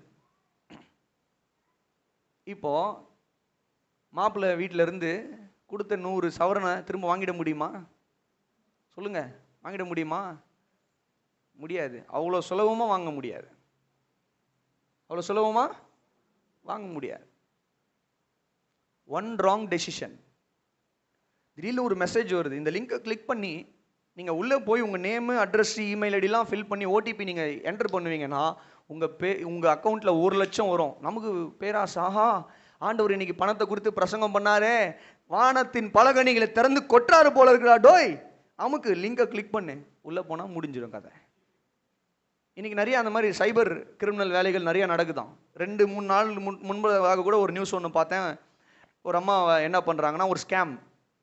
நீங்கள் என்ன பண்ணுங்கள், நாங்கள் ஒரு ஸ்கீம் ஆரம்பிச்சிருக்கோம், அதில் நீங்கள் சேருவீங்கன்னா அதில் நீங்கள் உங்களுடைய பணங்களை இவ்வளோ கட்டுவீங்கன்னா 5000 கட்டினா 15000 உங்களுக்கு வரும். இந்த அம்மாவும் சேர்ந்து கட்டுதான். 5000 கட்டினோடனே 15000 வந்து தான். அடுத்து தான் என்ன சொல்கிறான், 15000 எடுக்க முடியல. நீங்கள் இந்த 15000 திரும்ப போட்டிங்கன்னா அது 30000 மாறும். 30000 60000, 60000 1,20,000, அப்படியே போயிட்டு கடைசியில் 46 லட்சம் அந்த அம்மா இழந்திருக்காங்க. ஒரு வீடியோவில் பார்த்தேன். எத்தனை லட்சம் இழந்துரு. அத்தனை வருஷம் கஷ்டப்பட்டு சேர்த்த அத்தனை பணங்கள் இப்போ நீங்கள் போய் சைபர் கிரைமில் நம்ம கம்ப்ளைண்ட் பண்ணி என்ன தான் பண்ணாலும் அவங்களெல்லாம் கண்டுபிடிக்கிறது சாதாரண விஷயம் கிடையாது. அவனுங்கெல்லாம் ஹேக்கர்ஸ். அவனுங்க எங்கேருந்து வேலை செய்கிறானுங்கன்னே தெரியாது நமக்கு. எங்கேருந்து வேலை செய்கிறானுங்கன்னே. கரெக்டாக திருநாவு நான் சொல்கிறது கரெக்டா? One wrong decision. 20 வருஷம் பணத்தை சேர்த்து வைக்கலாமா? 30 வருஷம் சேர்த்து வைக்கலாம். நான் 20 வயசுலேருந்து என் குடும்பத்துக்காக உழைச்சி சேர்த்து வைக்கிறேன் பிரதர், நல்லதுதான். என்னுடைய இந்த 50 வயசுலையும் எனக்கு உடம்பு முடியல, ஆனாலும் நான் வேலைக்கு போய் கஷ்டப்பட்டு அந்த பணத்தை கொஞ்சம் கொஞ்சமாக சேர்த்து வைக்கிறேன். எழுதி வச்சுக்கங்க, ஒரே ஒரு தவறான முடிவு நம்முடைய பணம் அத்தனையும் சிறகடிச்சு வேற ஒருத்தன் கூட பறந்து போயிடும். புரியுதா நான் சொல்றது? புரியுதா இல்லையா? ஒரே ஒரு நாள் வீட்டை விட்டு வெளியே எங்கேயோ போறீங்க, ஒரு 4 பேர் என்ன பண்றாங்க, வீட்டை உடைச்சி பீரோ உடைச்சி உள்ள இருக்கிறதெல்லாம் உங்க வீட்டில் வந்து விருந்து அனுபவிச்சுட்டு போறாங்க. அதுதான் பக்தன் என்ன எழுதுறாருன்னா, நிலையற்ற ஒரு பொருள் மீது நம்முடைய கண்களை, நம்முடைய இருதயத்தை வைத்து அதை நம்ப வேண்டாம். என்ன சொல்ல வராரு? இந்த பணம் என்ன காப்பாத்திடும், இந்த பணம் என்ன வாழ வச்சிடும், இந்த பணம் தான் எல்லாமேன்னு பணத்தின் மீது உன்னுடைய இருதயத்தை வைக்காத. ஒரே ஒரு தவறான முடிவு உன்னுடைய வாழ்க்கையில் எடுப்பாயானால், தவறான பாதையில் உன்னுடைய கால்கள் போகுமானால், அந்த பணம் கழுகு போல பறந்து போயிடும். அந்த பணத்துக்கு தெரியாது, ஐயோ என் எஜமானன் என்ன கஷ்டப்பட்டு சேர்த்து வச்சாரு, அதெல்லாம் அந்த பணத்துக்கு தெரியாது, அது பறந்து போயிடும்ன்றாரு. அப்போ பணத்தின் மீது நம்பிக்கையை வைக்காமல் பணத்தை கொடுத்த தேவன் மீது நம்பிக்கை வைங்கன்னு சொல்லி பவுல் அப்போஸ்தலன் எழுதுகிறார். ஒரு அல்லேலூயா சொல்லுங்களேன். நீதிமொழிகள் 27வது அதிகாரத்துக்கு வாங்க, 24வது வசனம். செல்வம் என்றைக்கும் நிலையாது, கிரீடம் தலைமுறை தோறும் நிலை நிற்குமோ? ஒரே ஆள் எத்தனை நாட்கள் பிரைம் மினிஸ்டரா இருந்துட முடியுமா? சீஃப் மினிஸ்டரா இருந்துட முடியுமா? மந்திரியா இருந்துட முடியுமா? எம்எல்ஏவாவோ இல்லை கவுன்சிலரா, ஒரு வார்டு மெம்பரா கூட வச்சுக்கோங்க, இருந்துட முடியுமா ஒரே ஆள்? ஒரு நாள் அவங்க சாக தானே போறாங்க, ஒரு நாள் அவங்க தோக்கடிக்கப்பட்டு தானே போறாங்க, ஆட்சி மாற தானே போகுது. ஆமென். யாராக இருந்தாலும் சரி. அப்போ கிரீடமாக இருந்தாலும் சரி, பதவியாக இருந்தாலும் சரி, அல்லது பணமாக இருந்தாலும் சரி, ஒரு மனிதனுக்கு இது ரெண்டுமே நிரந்தரம் அல்ல. ஆகையால இந்த ஐஸ்வர்யத்தின் மீது நம்முடைய நம்பிக்கையை வைக்காமல் தேவன் மீது நம்முடைய நம்பிக்கையை வைக்க கற்றுக்கொள்ள வேண்டும். ஆமென். பர்மனன்ட் ஜாப் அப்படின்னுவாங்க, பர்மனன்ட் ஜாப் அப்படின்னு சொல்லுவாங்க. பர்மனன்ட் ஜாப் சரி, பூமிக்குரிய காரியத்தில் வச்சுக்கலாம். நம்ம ஜாப் பர்மனெண்ட்டாக இருக்கலாம், நம்ம நினச்சிக்கலாம் ஆஹா பர்மனெண்ட்டான ஒரு ஜாப் இருக்குது அப்படின்னு. ஆனால் கிடையாது பாருங்க. ஜாபே பர்மனெண்ட்டாக இருந்தாலும் நம்ம பர்மனெண்ட்டாக இருக்கணும். முதல்ல நம்ம டெம்பரரி தான், ஜாபு பர்மனெண்ட்டு, ஆனால் நம்ம டெம்பரரி. புரியுதா நான் பேசுறது? உங்களுக்கு புரியுதா இல்லையா? ஒரு அல்லேலூயா சொல்லுங்க. அப்போ நம்முடைய பணம் இந்த பூமியில நிலையானது கிடையாது, அது நிரந்தரமானதும் கிடையாது. நாமே இந்த பூமியில நிரந்தரமானவர்கள் அல்ல. ஆமென். நம்முடைய ஆத்துமா நிரந்தரமானது, அது தேவ சமூகத்தில் வாழ போகிறது. ஆனா இந்த பூமியில யாரும் நிரந்தரமா வாழ போறது கிடையாது. அல்லேலூயா. அப்ப கவனிங்க, இந்த காலை வேளையில பவுல் அப்போஸ்தலன் என்ன சொல்ல வராரு? அழிந்து போகிற அந்த பொன் மீது, அந்த பணத்தின் மீது நம்முடைய நம்பிக்கை வைக்காமல் கர்த்தர் மீது நம்முடைய நம்பிக்கை வைக்க வேண்டும். அல்லேலூயா. எவ்வளவு பணங்கள் நம்ம இடத்துல இருந்தாலும், கர்த்தர் நம்ம எந்த அளவுக்கு ஆசீர்வதித்தாலும், நம்ம நம்பிக்கை அது மேலே என்ன பண்ணக்கூடாது? இந்த பணம் என்னை காப்பாற்றும்னு நினைக்கக்கூடாது, இந்த தங்கம் என்னை காப்பாற்றும்னு நினைக்கக்கூடாது, என்கிட்ட இருக்கிற இத்தனை சொத்துக்கள் என்னை காப்பாற்றும்னு நினைக்கக்கூடாது. கர்த்தர் என்னை காப்பாற்றுவார்ன்றதை நம்பணும், விசுவாசிக்கணும். அல்லேலூயா. அதுதான் ஒரு ஹெல்த்தி மைண்டு, ஆரோக்கியமான கிறிஸ்தவ சிந்தை, ஆரோக்கியமான கிறிஸ்தவ இருதயம் என்பது அதுதான். அல்லேலூயா சொல்லுங்க, அல்லேலூயா சொல்லுங்க. கர்த்தர் நாமத்துக்கு மகிமை உண்டாவது. அதனால தான் பக்தன் எழுதும் போது எபிரேயர் 13வது அதிகாரத்தின் 5, 6 வசனங்கள் எழுதுறாரு. நம்ம பண ஆசை இல்லாதவர்களாய் வாழ்ந்து போதும் என்கிற மனதுடனே கூட இருந்து நம்ம என்ன பண்ணுவோம்? இந்த பூமியில வாழுவோம். நான் உன்னை விட்டு விலகுவதும் இல்லை, உன்னை கைவிடுவதும் இல்லை என்பது வாக்கு தத்தமாய் இருக்கிறதே என்று எழுதுகிறார். எடுத்துட்டீங்களா யாராவது? அல்லேலூயா. நீங்கள் பண ஆசை இல்லாதவர்களாய், 5வது வசனம் 6வது வசனம், உங்களுக்கு இருக்கிறவைகள் போதும் என்று எண்ணுங்கள், நான் உன்னை விட்டு விலகுவதும் இல்லை. அந்த வார்த்தை கவனிங்க. பண ஆசை இல்லாதவர்களாக இருந்து இருக்கிறது கர்த்தர் கொடுத்திருக்கிற ஆசீர்வாதத்தில் நான் வாழ்ந்துக்கிறேன், அது போதும் நினைக்கிறோம். பார்த்தீங்களா? அது நல்லது நினைக்கிறாரு.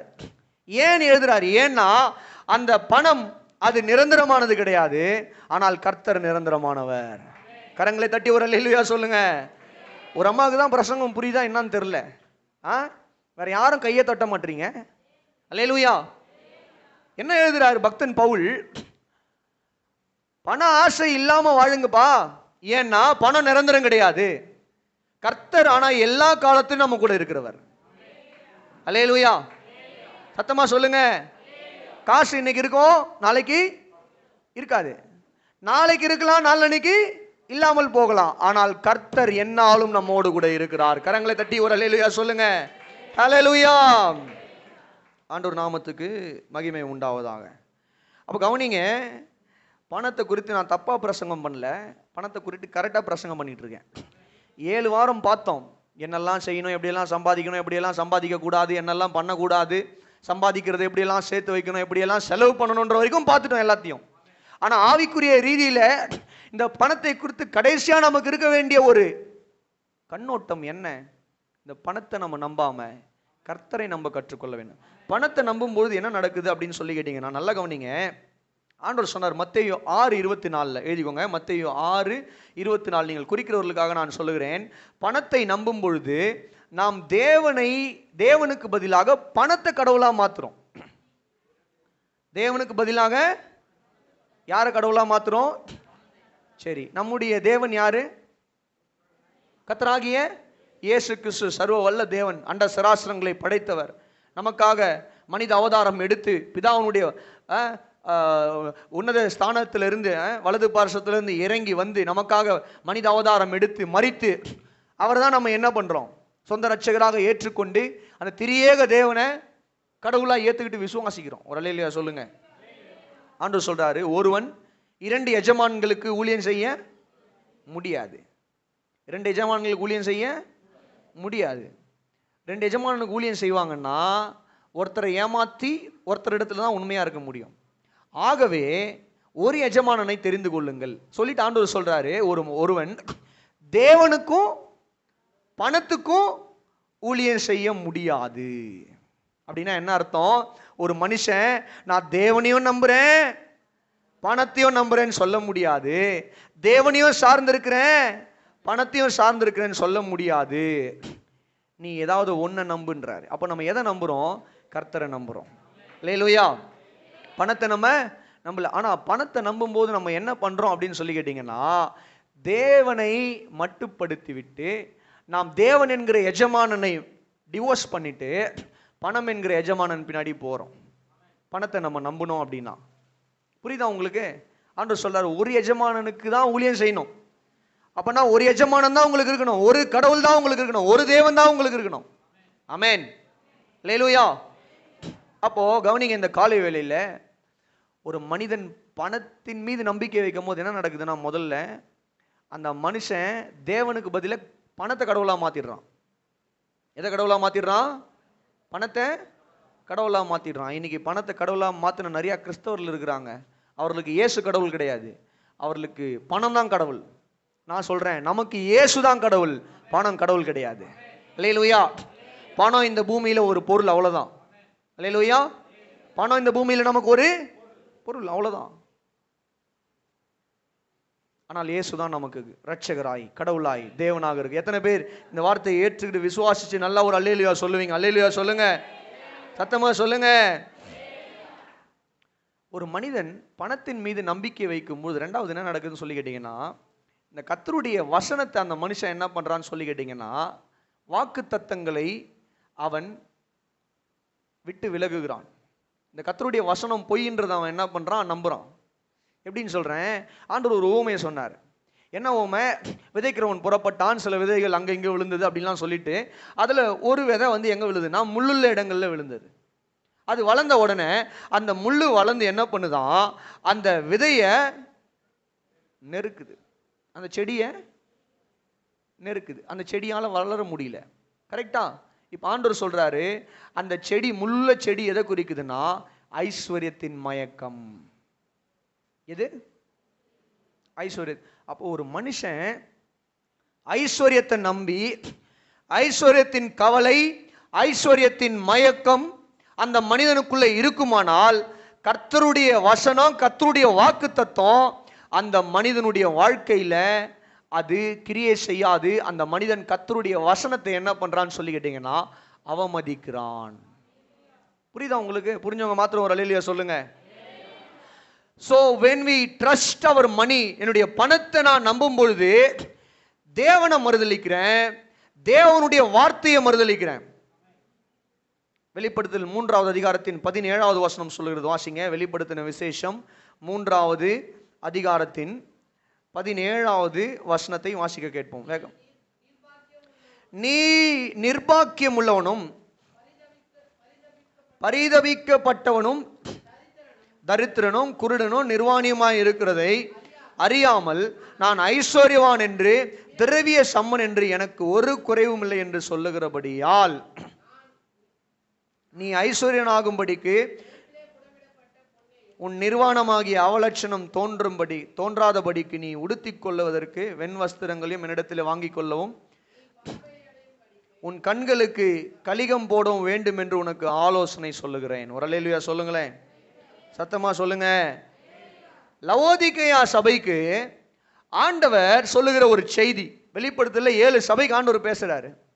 அதுல லவோதிக்கேயா சபை, இந்த லவோதிக்கேயா சபைக்கு பேசும்போது சொல்றாரு அந்த ஜனங்களை பார்த்து, இந்த ஜனங்க வந்து பணக்காரங்க, எல்லாரும் வசதி படைச்ச ஜனங்க. அந்த சபையில வந்து அநேக ஜனங்கள், சொல்லுங்க, ஒரு எங்கேஜ்டா இருங்க, பேசுங்க, வசதி படைத்த ஜனங்கள். அந்த வசதி படைத்த ஜனங்களை பார்த்து கர்த்தர் சொல்றாரு, நீ நிர்பாக்கியம் உள்ளவன், பரிதவிக்கப்பட்டவன், தரித்திரன், குருடன், நிர்வாணி. இதை நீ அறியாம நீ என்ன நினைச்சிட்டு இருக்கிற? நான் ஐஸ்வர்யவான், திரவிய சம்மன் என்று எனக்கு ஒரு குறையும் இல்லைன்னு சொல்லிக்கிட்டு இருக்கிற. இவங்க என்ன சொல்றாங்க? நான் ஐஸ்வர்யவான், என்கிட்ட பணம் இருக்கிறது, நான் திரவிய சம்பந்தம், எனக்கு நிறைய பொருட்களை எதிர்காலத்திற்காக சேர்த்து வைத்திருக்கிறேன், எனக்கு ஒரு குறையும் இல்லை அப்படின்னு சொல்றாங்க. ஐஸ்வர்யம் இருக்கு. ஆனா ஆண்டவர் உங்களை பார்த்து சொல்றாரு, உன் வாழ்க்கை பரிதவிக்கப்பட்ட நிலைமையில் இருக்குப்பா, நீ தரித்திர, நிர்வாணத்தோடு இருக்கிற, குருடனா வேற இருக்கிற அப்படின்றாரு. என்ன சொல்ல வர்றாருன்னா, உங்ககிட்ட பணம் இருக்கு, நிறைய ஆஸ்தியும் அந்தஸ்தியும் திரவியத்தையும் சேர்த்து வச்சிட்டு இருக்கிற, ஆனா உன்னுடைய ஆத்துமா தரித்திரனாய் இருக்கிறது. உன்னுடைய ஆத்துமா நீதியின் வஸ்திரத்தை தரித்து கொள்ளாமல், ரட்சிப்பு என்கிற வஸ்திரத்தை தரித்து கொள்ளாமல் உன்னுடைய ஆத்துமா நிர்வாணமாய் இருக்கிறது. உன்னுடைய ஆத்துமாவில் நீ ஏழையா இருக்கிற. நித்திய ஜீவன் உனக்குள்ள, அது உன்னுடைய நித்திய ஜீவனை இழந்து கொண்டிருக்கிறாய், உன்னுடைய ஆத்மாவை இழந்து கொண்டிருக்கிறாய். நீ நிர்பாக்கியம் உள்ளவனா இருக்கிற, பாக்கியம் உள்ளவன் கிடையாது, நிர்பாக்கியம் உள்ளவனா இருக்கிறப்பா. ஆனா இவங்க என்ன நினைச்சிட்டு இருக்காங்க? எங்க கிட்ட நிறைய பணம் இருக்கு, நாங்க எங்களுக்கு ஒரு குறையும் இல்லை, ஐஸ்வர்யமா இருக்கிறோம், நல்லா இருக்கும். இன்னைக்கு நிறைய கிறிஸ்தவங்களும் அதே தான். நம்முடைய ஆவிக்குரிய கண்களை குருடாக்கிவிடும் சில நேரங்கள்ல. எப்போ அது குருடாக்கும்? நம்ம பணத்தை நம்பும் போது. நம்ம பணத்தை நம்பும் போது நம்ம தேவனை நம்பாம போகிறோம். தேவனை நம்பாமல் போகிறதுனால பணத்தை நம்பி நம்ம என்ன பண்றோம்னா, ஆவிக்குரிய குருடர்களாக, ஆவிக்குரிய நிர்பாக்கியம் உள்ளவர்களாக நம்ம மாறி போயிடுவோம். ஆவிக்குரிய வீதியில் தரித்திரர்களாய் மாறி போவோம். எச்சரிக்கையாக இருக்கணுங்க இந்த காரியத்தில். பணத்தை நம்பாதீங்க, பணத்தை கொடுத்த கர்த்தரை நம்புங்க. அல்லேலூயா சொல்லுங்க, சத்தமா சொல்லுங்க. இந்த பணத்தை நம்பும்போது இன்னொரு மோசமான ஒரு காரியம் நடக்குது. என்ன தெரியுமா? அது 1 தீமோத்தேயு 6வது அதிகாரத்துக்கு வாங்க. பவுல் எழுதுறதை காட்டுற 1 தீமோத்தேயு 6வது அதிகாரத்தின் 9, 10 ஆகிய வசனங்களை வாசிங்க. ஐஸ்வர்யவான்களாக வேண்டும் என்று விரும்புகிறவர்கள் சோதனையிலும் கண்ணியிலும் மனுஷரை கேட்டிலும் அழிவிலும் அமிழ்த்துகிற மதிக்கேடும் சேதவுமான பலவிதமான இச்சைகளில் விழுகிறார்கள். பண ஆசை எல்லா தீமைக்கும் வேறாயிருக்கிறது. சிலர் அதை இச்சித்து விசுவாசத்தை விட்டு வழுவி அநேக வேதனைகளாலே தங்களை உருவ குத்தி கொள்ளுகிறார்கள். என்னங்க எழுதுறாரு பவுலிங்க? ஒரு மனுஷனுக்குள்ள பண ஆசை வந்துருச்சுன்னா, ஏன் பண ஆசை? ஒரு மனுஷனுக்கு ஏங்க பண ஆசை? ஏன்னா அவன் அதை நம்புறான். இந்த பணம் என்னை காப்பாற்றும், இந்த பணம் என்ன காப்பாற்றும், இந்த பணம் தான் எல்லாமே, பணம் நிரந்தரமானது அப்படின்றத அவன் நம்பி எப்படியாவது இந்த பணத்தை சம்பாதிச்சிடணும் அப்படின்னு சொல்லி ஏதாவது விதத்தில் பணத்தை சம்பாதிக்கிறதுக்கு அவனுடைய இருதயம் என்ன பண்ணுதான்? சோதனை, கண்ணி, கேடு, அழிவு, மதிக்கேடு, சேதம், இச்சை போன்ற காரியத்தில் என்ன பண்ணுறாங்கன்னா விழுந்து பணத்தை சம்பாதிக்கிறதுக்காக தவறான வழிகளில் என்ன பண்ணுறாங்க? விழுந்து விசுவாசத்தை விட்டு விலகி போகிறது மாத்திரம் இல்லாமல் தங்களை தாங்களே உருவ குத்தி கொள்ளுகிறார்கள். அப்படின்னா என்ன அர்த்தம்? தங்களை தாங்களே அழித்து கொள்ளுகிறார்கள். தற்கொலை பண்ணிக்கிறதுக்கு சமானம். கவனிக்கிறீங்களா? ஒரு மனுஷனுக்குள்ள இருக்கிற பண ஆசை, பணத்தின் மீது இருக்கிற நம்பிக்கை அந்த மனிதனை எப்படி ஆகிலும் அந்த பணத்தை சம்பாதிச்சிடணுங்க. எப்படி ஆகிலும் சம்பாதிச்சிடணும், நல்ல வழியிலையோ இல்லை தப்பான வழியிலையோன்னு சொல்லி அந்த மனுஷன் அந்த விதங்கள் அந்த பணத்தை சம்பாதிக்கும் பொழுது என்ன நடக்குதான்? அவன் தன்னை தானே அழித்து கொள்ளுகிறான். அவனை யாரும் அழிகல, அவனை யாரும் அழிகல, யாரும் அவனுக்கு சூனியம் பண்ணல, யாரும் அவனுக்கு மந்திரம் பண்ணல, யாரும் அவனுக்கு கத்தி எடுத்து வந்து கொடுத்துல, யாரும் விஷத்தை கலந்து சாப்பாட்டில் வைக்கல. அவன் தவறான வழியில் பணத்தை சம்பாதித்து தேவனை விட்டு விலகி தூரம் போய் தேவனுடைய வார்த்தையை விட்டு தூரம் போய் கர்த்தருடைய சமூகத்தை விட்டு தூரம் போய் தன்னைத்தானே அவன் என்ன பண்றான்னா தன்னுடைய ஆத்மாவை அழித்து கொள்ளுகிறான். யாரு? பணத்தை நம்பி பணத்தின் பின்னாடி ஓடுகிற மனுஷன். கரங்களை உயர்த்தி ஒரு அல்லேலூயா சொல்லுங்களேன். அதனால தான் சொல்கிறேன், இந்த பணத்தை நம்புறதுன்றது வந்து ஆபத்தான ஒரு விஷயம். என்ன தம்பி 7 நாள் நல்லா பிரசங்கம் பண்ணீங்க, 7 வாரம் பணத்தை குறித்து, இன்னைக்கு கொஞ்சம் வேற மாதிரி இருக்குது. வேற மாதிரிலாம் இல்லை, நான் கரெக்டாக தான் பிரசங்கம் பண்ணிட்டு இருக்கிறேன், நான் பேசுறது கரெக்டாக தான் பிரசங்கம் பண்ணுறேன்றவங்க ஒரு அல்லேலூயா சொல்லுங்க பார்க்கலாம். அல்லேலூயா. நீங்கள் எப்படி சம்பாதிக்கணும்னு சொல்லி கொடுத்தேன், அதை எப்படி செலவு பண்ணக்கூடாதுன்னு சொல்லி கொடுத்தேன், எப்படி செலவு பண்ணணும்னு சொல்லி கொடுத்தேன், எப்படி அதை அனுபவிக்கணும்னு சொல்லி கொடுத்தேன், எப்படி சேர்த்து வைக்கணும்னு சொல்லி கொடுத்தேன், குடும்பத்துக்காக எப்படி அதை ஞானமாய் கணவனுக்கும் மனைவிக்கும் பிள்ளைகளுக்கும் நம்ம சாப்பிட்றதுக்கு உணர்த்துறதுக்கு எப்படிலாம் அனுபவிக்கணும்னு சொல்லி கொடுத்தேன். அல்லேலூயா. அது எல்லாமே நல்லதுதான். இப்போ நான் சொல்றேன், உங்களுக்கு லட்சங்கள் அல்ல கர்த்தர் கோடிகளை கொடுத்தால் அதுல முதல்ல சந்தோஷப்படுற ஆள் நாங்களா தான் இருப்போம். அல்லேலூயா. நீ காலையில் போனேன் போது காலையில் 5 மணிக்கு நான் பைக்கில் போகிறேன். அப்படி போகும்போது பார்க்குறேன் சில பெரிய சபைகள், 2000 ஜனங்கள் உட்கார்ற அந்த சபைகளை எல்லாம் பார்க்கும்போது வெளியே கார்லாம் நிற்குது. அல்லேலூயா. அதை பார்த்தோன்னே ஜெபம் பண்ண, ஆண்டவரே எங்களுடைய சபை வாசலில் எப்போ இந்த மாதிரி கார்லாம் நிற்க போகுது. அல்லேலூயா. இந்த வெள்ளக்குளத்தில், அதாவது இந்த பக்கம் போகிற ஜனங்களாக இருந்தால் அந்த பக்கம் என்ன இங்கே எத்தனை கார் நிற்குதுன்னு பார்க்கணும். என்னடா அங்கே சர்ச்சுக்கு ஜனங்க வந்திருக்கிறாங்க. அல்லேலூயா. நீ காலையில் எனக்கு ஒரு ஆசை அதை பார்த்த உடனே. அல்லேலூயா சொல்லுங்க. கர்த்தர் உங்களை ஆஸ்வதிச்சாருன்னா, அல்லேலூயா சொல்லுங்களேன், ஆஸ்வதிப்பாரு. உங்க காரை டெடிகேட் பண்றது நானா தான் இருப்பேன். காரை வாங்கிட்டு வந்து அதானே பண்றீங்க. வண்டி வாங்கினா, யார் பைக் வாங்கினாலும் கொண்டு வந்து வாசலில் நிறுத்தி சாவியை கொடுத்து ஓட்டுன்னு கொடுக்குறீங்கல்ல. கார் வாங்கினாலும் கொடுப்பீங்கல்ல.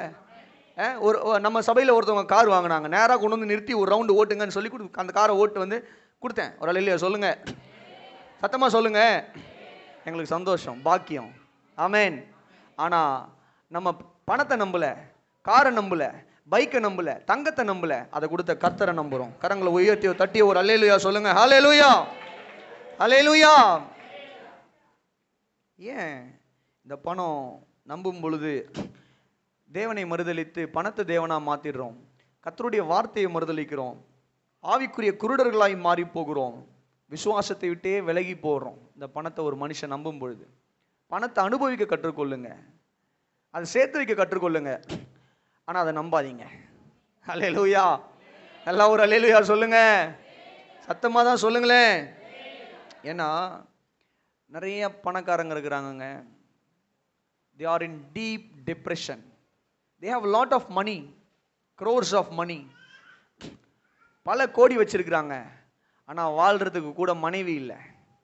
பல கோடி சம்பாதிக்கிறாங்க, வாழ்வதற்கு கூட கணவன் இல்லை. பல லட்சங்களையும் கோடிகளையும் சேர்த்து வச்சிருக்கிறாங்க, அவங்க மரித்தாங்கன்னா அந்த சொத்தை அனுபவிக்கிறதுக்கு அடுத்தது ஆள் கிடையாது.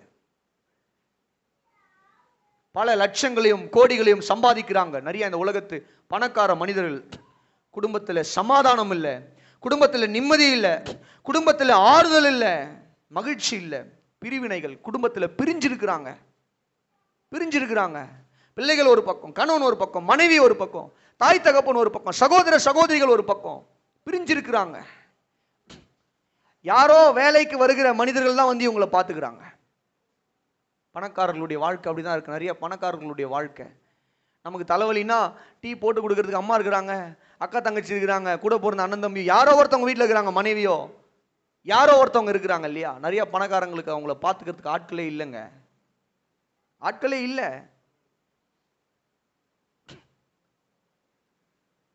காலை வேளையில் நான் சொல்றேன், பணம் எல்லாத்துக்குமே என்ன பண்ணிடாதுன்னா பதிலாக இருக்காது. ஸ்டீவ் ஜாப்ஸ் அப்படின்னு ஒரு மனிதனை கேள்விப்பட்டிருப்பீங்க, தெரியுமா யாருன்னு? யாரு? ஆப்பிள் விற்கிறவரா? ஆப்பிள் கம்பெனி தெரியுமா? இந்த ஆப்பிள் இல்லைங்க, சரி ஐபோன் சொல்லுவாங்க, கேள்விப்பட்டிருக்கீங்களா? இருக்கிறதுலையே விலை உயர்ந்த மொபைல்ஸு எங்கே இருக்குன்னா அந்த ஐஃபோன்ஸ் தான் இல்லையா. அந்த ஆப்பிள் கம்பெனி லேப்டாப்பில் கம்ப்யூட்டரில் மேக்கு அதனுடைய கோஃபவுண்டர் இவர்.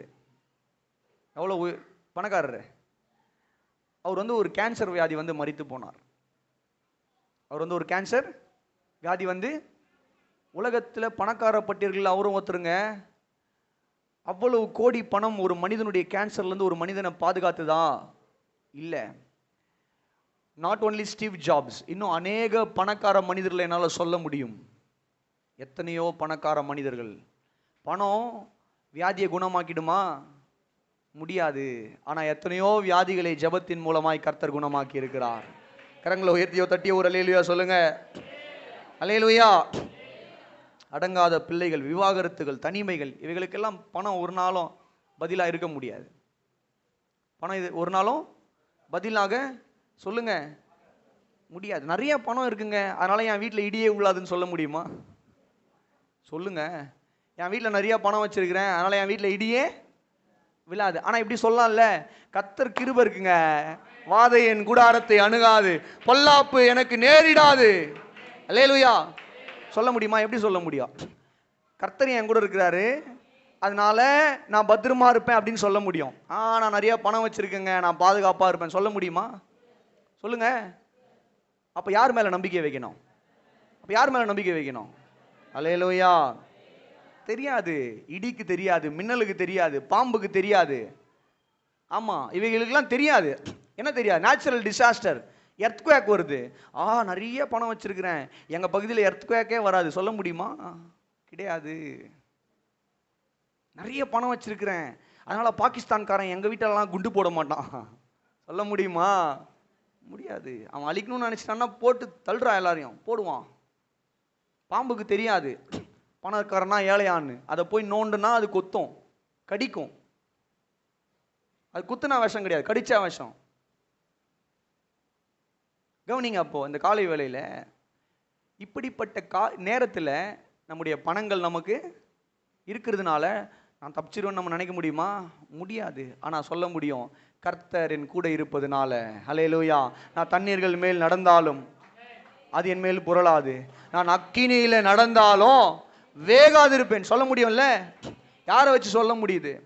பணம் என் கூட இருக்கிறதுனால அக்கினியில் நடந்தாலும் நான் புரளாது இருப்பேன் வசனம் சொல்லுதா? சொல்லுவீங்களா? முடியாது. ஆனால் கர்த்தர் காப்பாற்றுவார். கரங்களை உயர்த்தி ஒரு அல்லேலூயா சொல்லுங்களேன். அல்லேலூயா. யோபு சொல்றாரு 31வது அதிகாரத்தின் 24 இருந்து 26 வரைக்கும் வாசிக்க வேணாம். அவர் சொல்றாரு, நான் பொன்னையும் பொருளையும் பணத்தையும் நம்பவே இல்லைங்கன்றார். அல்லேலூயா. இந்த காலை வேளையில் நான் சொல்றேன், கர்த்தரை நம்புங்க, அவருடைய வசனத்தை நம்புங்க. அல்லேலூயா.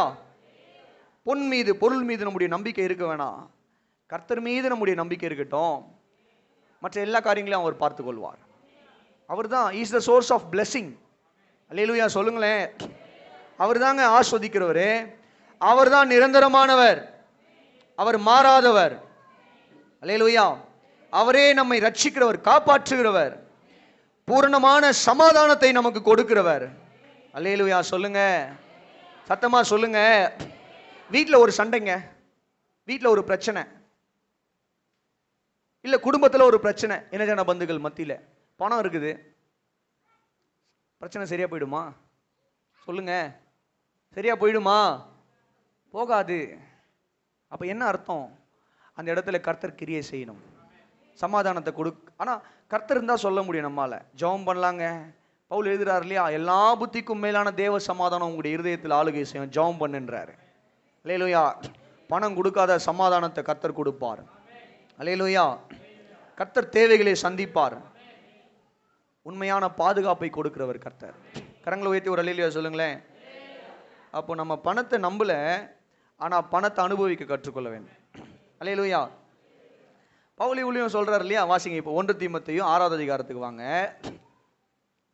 வாசிங்களேன். ரொம்ப ஆச்சரியமா இருக்கு பாருங்க, புதிய ஏற்பாட்டு உபதேசம் இந்த பைபிளில் கொடுக்குற மாதிரி நமக்கு கிளியர் டீச்சிங் வேற எங்கேயுமே கிடையாதுங்க. பணத்தை குறித்து எத்தனை புத்தகங்கள் நீங்கள் படித்தாலும், எத்தனை மனிதர்களுடைய சொற்பொழிவுகளை கேட்டாலும் இந்த மாதிரி வராது. 17வது வசனம் வாசிங்க. முதல்ல சொல்றாரு, ஐஸ்வர்யம் உள்ளவர்கள் இருமாப்பான சிந்தை இருக்கக்கூடாதுன்னு எழுதுறாரு. ரெண்டாவது, ஐஸ்வர்யத்தின் மேல் நம்பிக்கை வைக்க கூடாதுன்னு எழுதுறாரு. எழுதிட்டு, நாம் அனுபவிக்கிறதற்கு சகல நன்மைகளையும் நமக்கு சம்பூர்ணமாய் கொடுக்கிற, அங்க பாருங்க, ஐஸ்வர்யத்தின் மீது நம்பிக்கை வைக்காத, ஆனா கர்த்தர் மீது நம்பிக்கை வை. ஏன் கர்த்தர் மீது நம்பிக்கை வை?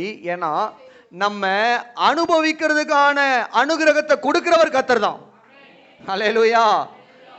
நன்மையை அனுபவிக்கிறதுக்கான அனுகிரகத்தை கொடுக்கிறவர் கர்த்தர். அங்க வசனம் போட்டிருக்கா, நம்மை நாம் அனுபவிக்கிறதற்கு சகல நன்மைகளையும் நமக்கு சம்பூர்ணமாய் கொடுக்கிற ஜீவனுள்ள தேவன் மீது நம்பிக்கை வைங்க. எதுக்கு கர்த்தர் பணத்தை கொடுக்குறாராம்? அனுபவிக்கிறதுக்கு. அது மேல நம்பிக்கை வைக்கிறது கிடையாது. எல்லாம் சொல்லுங்க, நம்பிக்கை வைக்கிறதுக்கு கிடையாது, அதை நம்ம அனுபவிக்கிறதுக்கு, அதை பயன்படுத்தி இந்த பூமியில நாம் மகிழ்ச்சியாய் வாழும்படிக்கு தேவன் நமக்கு பணத்தை கொடுத்திருக்கிறார். அப்ப 3வது குறிப்பு என்னன்னா, கிறிஸ்தவர்களுடைய மனநிலைமை பணத்தை குறித்து இந்த முடிவு கன்க்ளூஷன் நான் பேசிக்கிட்டு இருக்கேன். என்ன அப்படின்னா, இந்த பணத்தை இந்த பூமியில அனுபவிக்க கற்றுக்கொள்ளுங்கள். ஏன்னா இந்த பணத்தை நம்ம இங்கிருந்து பரலோகத்துக்கு கொண்டு போக முடியாது. இங்கிருந்து அமெரிக்கா ஆப்பிரிக்காவுக்கு டிரான்ஸ்ஃபர் பண்ணலாம், பரலோகத்துக்கு இந்த பணத்தை டிரான்ஸ்ஃபர் பண்ண முடியாது. ஆனால் டிரான்ஸ்ஃபர் பண்ண முடியும். அடுத்த குறிப்பில் சொல்கிறேன், அது ஆவிக்குரிய விதத்தில் டிரான்ஸ்ஃபர் பண்ண முடியும். மாம்ச ரீதியாக பணத்தை 1000 ரூபா அக்கௌண்ட்டு போட முடியாது. அல்லேலூயா சொல்லுங்க. அப்போது ஒரே ஒரு வசனம் எனக்காக வாசிச்சிருந்தீங்களா? 1 கொரிந்தியர் 7:31. வேகமாக நான் போகிறேன். 1 கொரிந்தியர் 7:31. இவ்வுலகத்தை அனுபவிக்கிறவர்கள் அதை தகாத விதமாய் அனுபவியாதவர்கள் போலும் இருக்க வேண்டும், இவ்வுலகத்தின் வேஷம் கடந்து போகிறது. பவுல் எழுதுகிறார். என்ன எழுதுகிறாருன்னா, இந்த உலகத்தை அனுபவிக்கிறவர்கள் அப்படின்னா, இந்த உலகத்தில் தேவன் கொடுத்திருக்கிற நன்மையான காரியங்களை பணத்தை பயன்படுத்தி அனுபவிக்கிறவர்கள் எப்படி அனுபவிக்கணுமா? தகாத விதமாய் அனுபவிக்க கூடாது, நல்ல விதத்தில் அனுபவிக்கணும். ஆமென். நம்முடைய பணத்தை எல்லாம் அனுபவிக்கலாம் அப்படின்னு சொன்ன உடனே நம்முடைய மைண்ட் என்ன பண்ணக்கூடாதுன்னா, தகாத விதங்களில் நம்முடைய பணங்களை செலவு செய்ய என்ன பண்ணக்கூடாது? போக கூடாது. கஷ்டப்பட்டு சம்பாதிக்கிற பணங்களை தகாத விதத்தில் செலவு பண்ணக்கூடாது. அல்லேலூயா சொல்லுங்க. அதே 1 கொரிந்தியர் 10வது அதிகாரத்தின் 23வது வசனத்தில் பவுல் எழுதுகிறார், எல்லாவற்றையும் அனுபவிக்க எனக்கு அதிகாரம் உண்டு, ஆனால் எல்லாம் எனக்கு தகுதியாய் இராது. காசு இருந்தால் யார் வேணா எதை வேணா வாங்கி சாப்பிடலாம், எதை வேணா குடிக்கலாம், என்ன வேணா பண்ணலாம் காசு இருந்தால். ஆனால் அது நமக்கு சரியான ஒரு காரியமா? இல்லை, அது நமக்கு சரியில்லாத காரியம் அப்படின்ற. அப்போ என்ன அர்த்தம்? அனுபவிக்கணும், நல்ல விதத்தில் அந்த பணங்களை அனுபவிக்கணும். அல்லேலூயா. மூன்றாவது குறிப்பு, நம்முடைய பணங்களை இந்த பூமியில இன்னைக்கு அனுபவிங்க, எதிர்காலத்துக்கு சேர்த்து வைங்க. அல்லேலூயா சொல்லுங்களேன். ஆனா என்ன பண்ணாதீங்க, அந்த பணத்தை வச்சுட்டு அனுபவிக்காம. ஒருத்தவங்க என்கிட்ட கேட்டாங்க, எங்க பிறந்த நாளைக்கு கூட நாங்க கேக் வாங்கி வெட்டினது கிடையாது, அந்த அளவுக்கு சிக்கனமா என்ன பண்ணுவோம்னா வாழுவோம் அப்படின்னு. நான் சொன்னேன், வாழ்க்கையில மிக முக்கியமான சந்தோஷத்துல ஒரு சந்தோஷத்தை நீங்க இழந்துட்டீங்க. ஒரு சந்தோஷத்தை இழந்துட்டீங்க. ஒரு 200 300 கொடுத்து ஒரு கேக்கை வெட்டி பாருங்க. அன்னைக்கு கிடைக்கிற ஒரு சந்தோஷம், உங்கள் கணவனுக்கு நீங்கள் கொடுக்குற சந்தோஷம், உங்கள் மனைவிக்கு நீங்கள் கொடுக்குற சந்தோஷம், பெற்றோர்களுக்கும் பிள்ளைகளுக்கும் நீங்கள் கொடுக்குற சந்தோஷம். அந்த பணத்தை அவங்க பாக்கெட்டில் வச்சிங்கன்னா கூட அந்த சந்தோஷம் வராது. ஆனால் ஒரு மெழுகுவத்தியை கொளுத்தி அந்த கேக்கை வெட்டி அப்பாக்கோ இல்லை அம்மாக்கோ கணவனுக்கோ மனைவிக்கோ பிள்ளைகளுக்கோ ஊட்டி கட்டி அணைச்சி ஒரு ஹாப்பி பர்த்டே சொல்லி பார்த்தீங்கன்னா அந்த 300 ரூபாய் கொடுக்காத சந்தோஷத்தை அந்த 300 ரூபாய்க்கு நீங்கள் வாங்கின கேக்கு கொடுக்கும். கரங்களை தட்டி ஒரு அல்லேலூயா சொல்லுங்க. புரியுதா உங்களுக்கு? நான் சொன்னேன், நீங்கள் ஒரு முக்கியமான சந்தோஷத்தை இழந்துட்டீங்க. தயவு செய்து அடுத்த பிறந்த நாட்கள் வரும்பொழுது வாங்கி வெட்டுங்க. அல்லேலூயா சொல்லுங்க. அங்கிள்லாம் எனக்கு ஒரு ஆச்சரியம், அவங்களுடைய வெட்டிங் டே அப்போ கரெக்டாக கிளம்பி வந்துடுவாங்க. அன்னைக்கு ஃபோன் பண்ணிட்டு கிளம்பி வந்துட்டு, அப்பா இருந்தால் அப்பா கிட்ட, நான் இருந்தால் ஜெபம் பண்ணிட்டு ஸ்வீட்லாம் கொடுத்துட்டு போவாங்க. அதுதாங்க பாக்கியம். அல்லேலூயா சொல்லுங்களேன். பிறந்த நாள், திருமண நாள், இந்த நாட்கள் எல்லாம் என்ன பண்ணுங்கன்னா இதுதான் மெமரிஸ், அனுபவிங்க. அல்லேலூயா சொல்லுங்க. எல்லாத்தையுமே எதிர்காலத்துக்காக சேர்த்து வச்சுட்டு இன்னைக்கு ஆண்டியா போயிடக்கூடாது. எதிர்காலத்துக்கும் சேர்த்து வைக்கணும், இன்னைக்கும் அனுபவிக்கணும். அல்லேலூயா சொல்லுங்க. வரலையா? அல்லேலூயா. இன்னைக்கும் அனுபவிக்கணும், எதிர்காலத்துக்கும். எங்கள் வீட்டில் எனக்கு திருமணத்துக்கு முன்னாடி ஒரு பழக்கம் இருந்தது. ஏதாவது வீட்டில் செஞ்சு வைப்பாங்க, சிக்கனோ இல்லை ஃபிஷ்ஷோ ஏதாவது செஞ்சு வச்சாங்க அப்படின்னா, இல்லை ஏதாவது வாங்கி வச்சாங்கன்னா நான் சாப்பிடுவேன். எனக்கு பத்தாது, எனக்கு இன்னும் வேணும் அப்படின்னுவேன். இல்லை ஃப்ரிட்ஜில் இருக்குது, இல்லை இப்போவே கொடுங்கண்டே, நாளைக்கு சாப்பிட்டேன்பா. எங்கள் அம்மா சொல்ல, எங்கள் அப்பா, ஒருவேளை இன்னைக்கு நைட்டு இயேசு கிறிஸ்து வந்துட்டாருன்னா என்ன பண்ணுவீங்க? ஆண்டவர் இன்னைக்கு நைட்டு வந்து நம்ம எல்லாம் பரலோகம் போயிட்டா என்ன பண்ணுவீங்க? எல்லாம் ஃப்ரிட்ஜில் வேஸ்ட்டாக தானே போக போகுது. எங்கள் அம்மா போவோம், சரி போடா நான் செஞ்சு கொடுத்துட்றேன். கர்த்தர் நல்லவராக இருக்கிறார். ஒரு அல்லேலூயா சொல்லுங்களேன். அதனால் இந்த பூமியில் இன்னைக்கு வாழ பணத்தை என்ன பண்ணுங்க, மகிழ்ச்சியை அனுபவிங்க, உங்களுடைய எதிர்காலத்துக்காக சேர்த்து வைங்க. கர்த்தர் உங்களை ஆசீர்வதிப்பார். தகாத விதமாய் செலவு செய்யாதீங்க. நீங்கள் நிறைய கிறிஸ்தவங்க சில தகாத விதங்களில் தங்களுடைய பணங்களை செலவு பண்ணுறாங்க. ஆமேன். அதனால் நம்ம அப்படிப்பட்டவர்களாக இருக்கக்கூடாது. எதெல்லாம் தகாத விதத்தில் நம்ம செலவு பண்ணுறதுன்றதை குறித்து பிரசங்கத்தில் நான் பேசியிருக்கிறேன். அந்த பிரசங்கத்தை போய் பாருங்க, மறுபடியும் கேளுங்க. கர்த்தர் உங்களை ஆசீர்வதிப்பார். ஆமேன். நான்காவதாக, இந்த பணத்தை பயன்படுத்தி என்ன சொல்ல வராரு? நான்காவது, பவுல் அப்போஸ்தலன் 1 கொரிந்தியர் 6வது அதிகாரம். வேகமாக நான் முடிச்சிடறேன், ஏன்னா மீதம் இருக்கிற 2 குறிப்புகளும் நான் ஆல்ரெடி பேசின குறிப்புகள்ன்றதுனால வேகமாக வந்துடுவேன். 1 தீமோத்தேயு 6வது அதிகாரத்தின் 18 19 ஆகிய வசனம். நன்மை செய்யவும் நற்கிரியைகளில் ஐஸ்வர்யவான்களாகவும் தாராளமாய் கொடுக்கிறவர்களும் உதாரண குணமுள்ளவர்களுமாகவும் நித்திய ஜீவனை பற்றி கொள்ளும்படி வருங்காலத்திற்காக தங்களுக்கு நல்ல ஆதாரத்தை பொக்கிஷமாக வைக்கும் அவர்களுக்கு கட்டளையிடு. சொல்றாரு பாருங்க, அவர்களுக்கு கட்டளையிடு. யாருக்கு? சபை மக்களுக்கு கட்டளையிடு. சொல்லு, போதி. என்ன போதின்னா, நித்திய ஜீவனை பற்றி கொண்டு வருங்காலத்துக்கு பொக்கிஷத்தை சேர்க்கும்படியாக, பரலோகத்தில் பொக்கிஷத்தை சேர்க்கும்படியாக கட்டளையிடுன்றார். எப்படி பரலோகத்தில் பொக்கிஷத்தை சேர்த்து வைக்கிறதுன்னு சொல்றாரு? அதுக்கு முன்னாடி வசனத்தில் சொல்றாரு, நன்மை செய், நற்கிரியைகளை செய், தாராளமாய் கொடு, உதார குணம் உள்ளவனாயிரு. ஆமென். என்ன சொல்றார்? நன்மை செய், தரித்திரனுக்கு கொடு, நற்கிரியைகளை செய், தாராளமாய் கொடு, உதாரணமாய் கொடு. அப்பொழுது நித்திய ஜீவனுக்கு பிரவேசிக்கும் பொழுது பரலோகத்தில் உனக்கு ஒரு பொக்கிஷத்தை ஆயத்தப்படுத்தி இருப்பாய். ஒரு அல்லேலூயா சொல்லுங்களேன். சத்தமா சொல்லுங்க. இதான் ஹெவன்லி ரிச்சஸ். அப்போ கர்த்தர் நமக்கு கொடுத்துருக்கிற அதாவது பணத்தை பரலோகத்துக்கு டிரான்ஸ்ஃபர் பண்ண முடியுமா? பணத்தை பணமாக டிரான்ஸ்ஃபர் பண்ண முடியாது, ஆனால் பணத்தை பரலோக பொக்கிஷமாக டிரான்ஸ்ஃபர் பண்ண முடியும். எப்படி அப்படின்னா, இந்த பூமியில் கர்த்தர் நமக்கு கொடுத்துருக்கிற பணத்தை 2 விதங்களை நாம் கொடுக்க வேணும். ஒன்று, கர்த்தருக்கு கொடுக்குறோம். 2வது, நற்கிரியைகள், தானா தர்மங்கள் செய்கிறோம். அல்லேலூயா சொல்லுங்க. சத்தமா சொல்லுங்க. அல்லேலூயா. அப்போ நம்ம கர்த்தருக்கு கொடுக்கும் பொழுது, அது காணிக்கையாக கொடுக்கும் பொழுதும் சரி, ஏழை எளிய மக்கள் தரித்திரர்களுக்கு கொடுக்கும் பொழுதும் சரி, நமக்கு பரலோகத்தில் அது பொக்கிஷமாய் மாறுகிறது. ஒரு 3 வசனங்களை வேகமாக டக்கு டக்குன்னு எனக்காக வாசிக்கிறீங்களா? லூக்கா சுவிசேஷம் 12வது அதிகாரத்தின் 33 34 ஆகிய வசனங்கள். உங்களுக்கு உள்ளவைகளை விற்று பிச்சை கொடுங்கள். பழமையாய் போகாத பணப்பைகளையும் குறையாத பொக்கிஷத்தையும் பரலோகத்தில் உங்களுக்கு சம்பாதித்து வையுங்கள். அங்கே திருடன் அணுகிறதும் இல்லை, பூச்சி கெடுக்கிறதும் இல்லை. அல்லேலூயா சொல்லுங்களேன். ஆண்டவர் எந்த எக்ஸ்ட்ரீம் லெவலுக்கு ஒரு டீச்சிங் போறாரு பாருங்க. இருக்கிறத வித்து கூட என்ன பண்ணுங்கன்னா பிச்சை கொடுங்கன்றார்.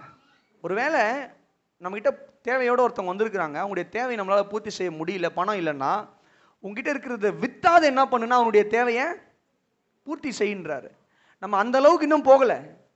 அந்த அளவுக்கு பூரண சர்க்குணர்களாக நம்ம என்ன பண்ணல, இன்னும் போகல. அந்த அளவுக்கு கொடுக்கிறவர்களாக போகல பாருங்க. ஆனா ஆண்டவர் எந்த எக்ஸ்ட்ரீம் வரைக்கும் டீச்சிங், இதை காட்டிலும் அல்டிமேட் வேற என்னங்க இருக்கு? என்ன சொல்றாரு? தேவையோட ஒருத்தன் வந்தான்னா, உங்ககிட்ட காசு இல்லைன்னா உங்ககிட்ட இருக்கிறத வித்தாதான் அவனுக்கு என்ன பண்ணு, அவனுடைய தேவையை கொடு. அந்த அளவுக்கு கொடுக்கிறவனாய் நாம் மாற வேண்டும்.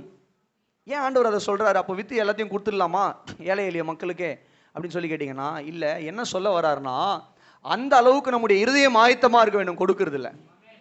அப்போ சொல்றாரு, நீங்க அப்படி பண்ணுவீங்கன்னா எப்படி பண்ணுவீங்கன்னா, சாதாரணமாக கொடுத்தாலும் சரி, இல்லை அந்த எக்ஸ்ட்ரீமுக்கு போனாலும் சரி, ஏதோ ஒன்று ஏழைகளுக்கு நம்ம கொடுக்கும் பொழுது, நம்ம இடத்துல இருக்கிற ஒரு சின்ன ஒரு காரியத்தையோ அல்லது பெரிய காரியத்தையோ ஏழைகளுக்காக கொடுக்கும் பொழுது பரலோகத்தில் நமக்கு கர்த்தர் என்ன பண்றாரு? பொக்கிஷத்தை ஆயத்தப்படுத்து. 18வது அதிகாரத்தின் 22வது வசனம். 18:22. இயேசு அதை கேட்டு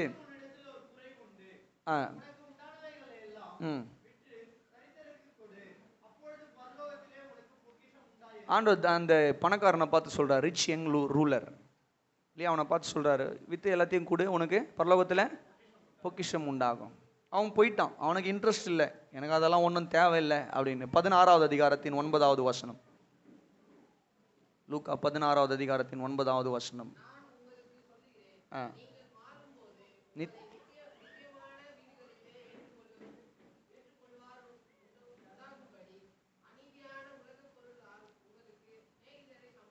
அல்லேலூயா சொல்லுங்க. இந்த பூமியில் பணத்தை சரியாக நம்ம செலவு பண்ணுவோம் அப்படின்னா நித்தியத்தில் அது நமக்கு பலன் கொடுக்கும் என்று கர்த்தர் எழுதுகிறார். அல்லேலூயா சொல்லுங்களேன். அப்போ என்ன அர்த்தம்? நம்முடைய பணத்தை நமக்கு நாமே அனுபவிக்காம அதை உதாரத்துவமாய் கொடுக்க நாம் பழக வேண்டும். அல்லேலூயா. கொடுக்கணும் அப்படின்னு சொல்லும் பொழுது 2 காரியம், ஒன்று தேவனுக்கு, இன்னொரு தரித்திரர்களுக்கு. அல்லேலூயா சொல்லுங்க. கடைசியாக 1 தீமோத்தேயு 6வது அதிகாரம். ஏன்னா இதெல்லாம் அதிகமாக பேசலைன்னா, இதெல்லாம் அதிகமாக பேசியாச்சு, அதனால் திரும்ப அதையே பேச விரும்பல. Let's conclude. இந்த பணத்தை குறித்து ஒரு கன்க்ளூஷனுக்கு வரலாமா? எங்கே ஆரம்பிச்சோமோ அங்கே தான் வரும், அங்கே தான் கன்க்ளூஷன். முதல்ல பிரசங்கத்தில் என்ன விஷயத்தை பிரசங்கம் பண்ணி ஆரம்பித்தோமோ அதே தான் பவுல் அப்போஸ்தலன் கன்க்ளூஷனாக என்ன பண்ணுறாரு, தீமோத்தேயுக்கும் கொடுக்குறாரு. சரி வாசிக்கலாம். இப்போ அதே 1 கொரிந்தியர் 6வது அதிகாரத்தின் 6வது வசனத்திலிருந்து, போதும் என்கிற மனதுடனே கூடிய தேவ பக்தியே. உலகத்தில் நாம் ஒன்றும் கொண்டு வந்ததும் இல்லை, இதிலிருந்து நாம் ஒன்றும் கொண்டு போவதும் நிச்சயம். உண்ண உணவும் உடுக்கவும் நமக்கு உண்டாயிருந்தால் அது போதும் என்றிருக்க கடவோம். ஒரு அல்லேலூயா சொல்லுங்களேன். அல்லேலூயா. ஆண்டவர் நாமத்துக்கு மகிமை உண்டாவதாக. பவுல் எழுதுகிறார் தீமோத்தேயுவுக்கும் சரி, அந்த சபை மக்களுக்கும் சரி, போதும் என்கிற மனதுடனே கூடிய தேவ பக்தியே மிகுந்த ஆதாயம். என்ன சொல்றாரு? கண்டென்ட்மெண்ட். போதும் என்கிற ஒரு மனதுடையவர்களாய் இந்த பூமியில நாம் வாழ கற்றுக்கொள்ள வேண்டும். ஏன்னா இந்த உலகத்தில் நாம் ஒன்றும் கொண்டு வந்தது இல்லை. பிறக்கும் போதே யாராவது செயினோட பிறந்தோமா? சொல்லுங்க. இல்லையே. ஒருவேளை நம்முடைய தாய் நம்முடைய கருவறையில் நம்ம சுமக்கும் பொழுது ஒரு 2 சவரன் செயினை விழுங்கி இருந்தா கூட அந்த குழந்தை பிறக்குமா? செயின் மாட்டிக்கிட்டு கையிலையோ காலையோ எங்கேயாவது மாட்டிக்கிட்டு பிறக்குமா? சொல்லுங்க. இல்லையே. இல்லை, வாய்ப்பு இல்லை. அப்போ கவனிங்க, பிறக்கும்போது ஒரு மனுஷனை ஒன்றுத்தையும் கொண்டு வரல. நம்ம பிறக்கும்போது கொண்டு வந்தது ஒன்றே ஒன்று தான். என்னன்னு சொல்லி கேட்டிங்கன்னா, நமக்குள்ளே இருக்கக்கூடிய ஜீவன். அல்லேலூயா. போகும்போது ஒன்றும் கொண்டு போகிறதில்ல. எதை கொண்டு போகிறோன்னா, பறக்கும் போதாவது ஜீவன் கூடவே சரீரத்தை கொண்டு வரும். போகும்போது என்ன பண்றோம்னா சரீரத்தை விட்டுட்டு ஜீவனை மட்டும் கொண்டு போறோம். அப்போ இந்த பூமியில மற்ற எல்லாமே டெம்பரரி தான். இந்த மைக்கு, இந்த சட்டை, இந்த வாட்சு, இந்த பேண்ட்டு, கர்ச்சீஃபு எல்லாமே எல்லாமே டெம்பரரி தான். இந்த பூமியில் நம்ம அனுபவிக்கிற அத்தனையுமே டெம்பரரியான ஒரு காரியங்கள் தான், நிரந்தரமற்றது. அப்போ பவுல் என்ன எழுதுறாருன்னா, கர்த்தர் நமக்கு கொடுத்திருக்கிற ஆசீர்வாதங்கள் 1 தாலந்தா, 2 தாலந்தா, 5 தாலந்தா, 20,000, 30,000, 50,000, 1,00,000 எதுவாக இருக்கட்டும், கர்த்தர் நமக்கு கொடுத்திருக்கிறதை சந்தோஷமாய் வைத்து நாம் வாழ கற்றுக்கொள்ள வேண்டும். அதுதான் போதும் என்கிற மனது. ஆமென்.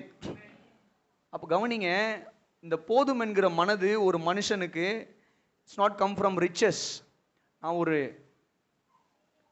ஒரு 10 லட்சம் சேர்த்துட்டதுக்கு அப்புறம் அப்படியே சமாதானம் ஆயிடலாம், அதுக்கப்புறம் நமக்கு ஒன்றும் தேவைப்படாது. ஒரு 50 லட்சம் சேர்த்துட்டதுக்கு அப்புறம் நம்ம அதுக்கப்புறம் சம்பாதிக்க வேணான்ற ஒரு எண்ணம் நமக்குள்ளே இருக்குமானால், இன்னைக்கு நல்லா எழுதி வச்சுக்கோங்க, அந்த 50 லட்சத்தை நீங்கள் அடைஞ்ச உடனே உங்களுடைய இருதயம் என்ன சொல்லணும்னா, இன்னும் ஒரு 10 லட்சம் சம்பாதிக்கலாம், இன்னும் ஒரு 25 லட்சம் சம்பாதிக்கலாம், இன்னும் ஒரு 1 கோடியாக மாற்றலாம் அதை சொல்லும். ஏன்னா நான் சொல்லுங்க, இதை நான் சொல்லவே இல்லை, நீங்கள் உடனே என்ன பார்க்குற பார்வையே சரி கிடையாது. என்ன நீ உன் இஷ்டத்துக்கு பேசுகிற மாதிரி? நான் இஷ்டத்துக்குலாம் பேசல. வசனம் சொல்லுது, பிரசங்கி 5வது அதிகாரத்தின் 10வது வசனம், பணப்பிரியன் பணத்தினால திருப்தி அடைய மாட்டேங்க. வசனம் எடுங்க, நீங்கள் பிரசங்கி 5:10 நான் முடிச்சிடலான்னு பார்த்தேன். எடுங்க பிரசங்கி 5வது அதிகாரத்தின் 10வது வசனம், பணப்பிரியன் பணத்தினால் திருப்தி அடைவதில்லை, செல்வப்பிரியன் செல்வப்பெருக்கினால் திருப்தி அடைவதில்லை, இதுவும் மாயையே. ஒரே போடா போட்டார். வந்துருச்சா? பணப்பிரியன் பணத்தினால திருப்தி அடைய முடியாது. இன்னும் ஒரு 1 கோடி சம்பாதிச்சு முடிச்ச உடனே ஏன் இன்னும் ஒரு 50 லட்சம் சம்பாதிக்கலாமே, இன்னும் ஒரு 1 கோடி சம்பாதிக்கலாமே தோணுதா இல்லையா?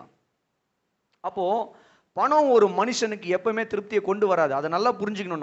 நம்ம நினைச்சிட்டு இருக்கோம் பணம் இருந்தால் திருப்தி சமாதானம் கிடைச்சிருக்கு. கிடையவே கிடையாது. Contentment does not come from our money. போதும் என்கிற மனது திருப்தி நல்லா கவனிங்க, திருப்தியாய் வாழக்கூடிய எண்ணம் இருதயம் பணத்தினால நமக்கு கிடைக்கிறது இல்லை. எனக்கு ஒரு கவர்மெண்ட் வேலை கிடைச்சா நான் திருப்தி ஆயிடுவேங்க, கிடையாதுங்க. நீங்க கவர்மெண்ட் வேலையில போய் சேர்ந்த உடனே திருப்தி அடைய மாட்டீங்க. ப்ரமோஷன் வந்தா நல்லா இருக்கும். ஆமென். எனக்கு ஒரு 50,000 வேலை கிடைச்சானா சந்தோஷமா செட்டில் ஆயிடுவேன், கிடையாது. அடுத்துதான் நான் மேலே போனோம், நல்லதுதான். நான் என்ன சொல்ல வரேன், அடுத்தடுத்து நம்ம உயர்ந்து மேலே போனோம், நல்லதுதான்.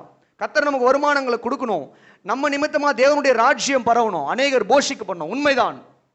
ஆனால் இந்த பணம் நமக்கு திருப்தியையும் போதும் என்கிற அந்த திருப்தியும் ஒரு நாளும் கொடுக்கிறது கிடையாது.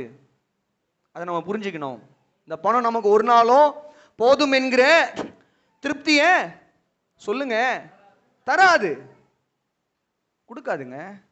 அல்லேலூயா சொல்லுங்க, சத்தமா சொல்லுங்க. ஒரு ஊழியக்காரனா நானே சொல்றேனே, இப்போ இந்த சபையில் இத்தனை சேர் வாங்கி போட்டிருக்கிறோம், இன்னும் ஒரு 30 சேர் வாங்கி போட்டால் நல்லா இருக்குமே என் மைண்டு தோணுது. இன்னும் ஒரு 40 சேர் வாங்கினா நல்லா இருக்கும் என் இருதயம் தோணுது. ஆமா, அல்லேலூயா சொல்லுங்க. அது என்ன அல்லேலூயான்னு தெரியல, நல்லா தான் சொல்லுங்களேன். ஆமென், அல்லேலூயா. கீபோர்டு இருக்கு, ஆனா சரி இதை விட இன்னும் கொஞ்சம் ஹை லெவல் கீபோர்டு வாங்கினா எப்படி இருக்கும் தோணுது என் இருதயம்.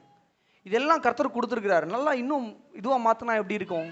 திருப்தி அடைய முடியல. கர்த்தர் கொடுக்கிற பணத்தை வச்சு ஒரு மனுஷன் என்ன பண்ண முடியாது? திருப்தி அடைய முடியாது. பணம் ஒரு மனுஷனை திருப்தி படுத்தாது. அப்போ ஒரு மனுஷனுக்கு திருப்தி எங்க இருக்குதுன்னு சொல்லி கேட்டீங்கன்னா, நல்லா கவனிங்க.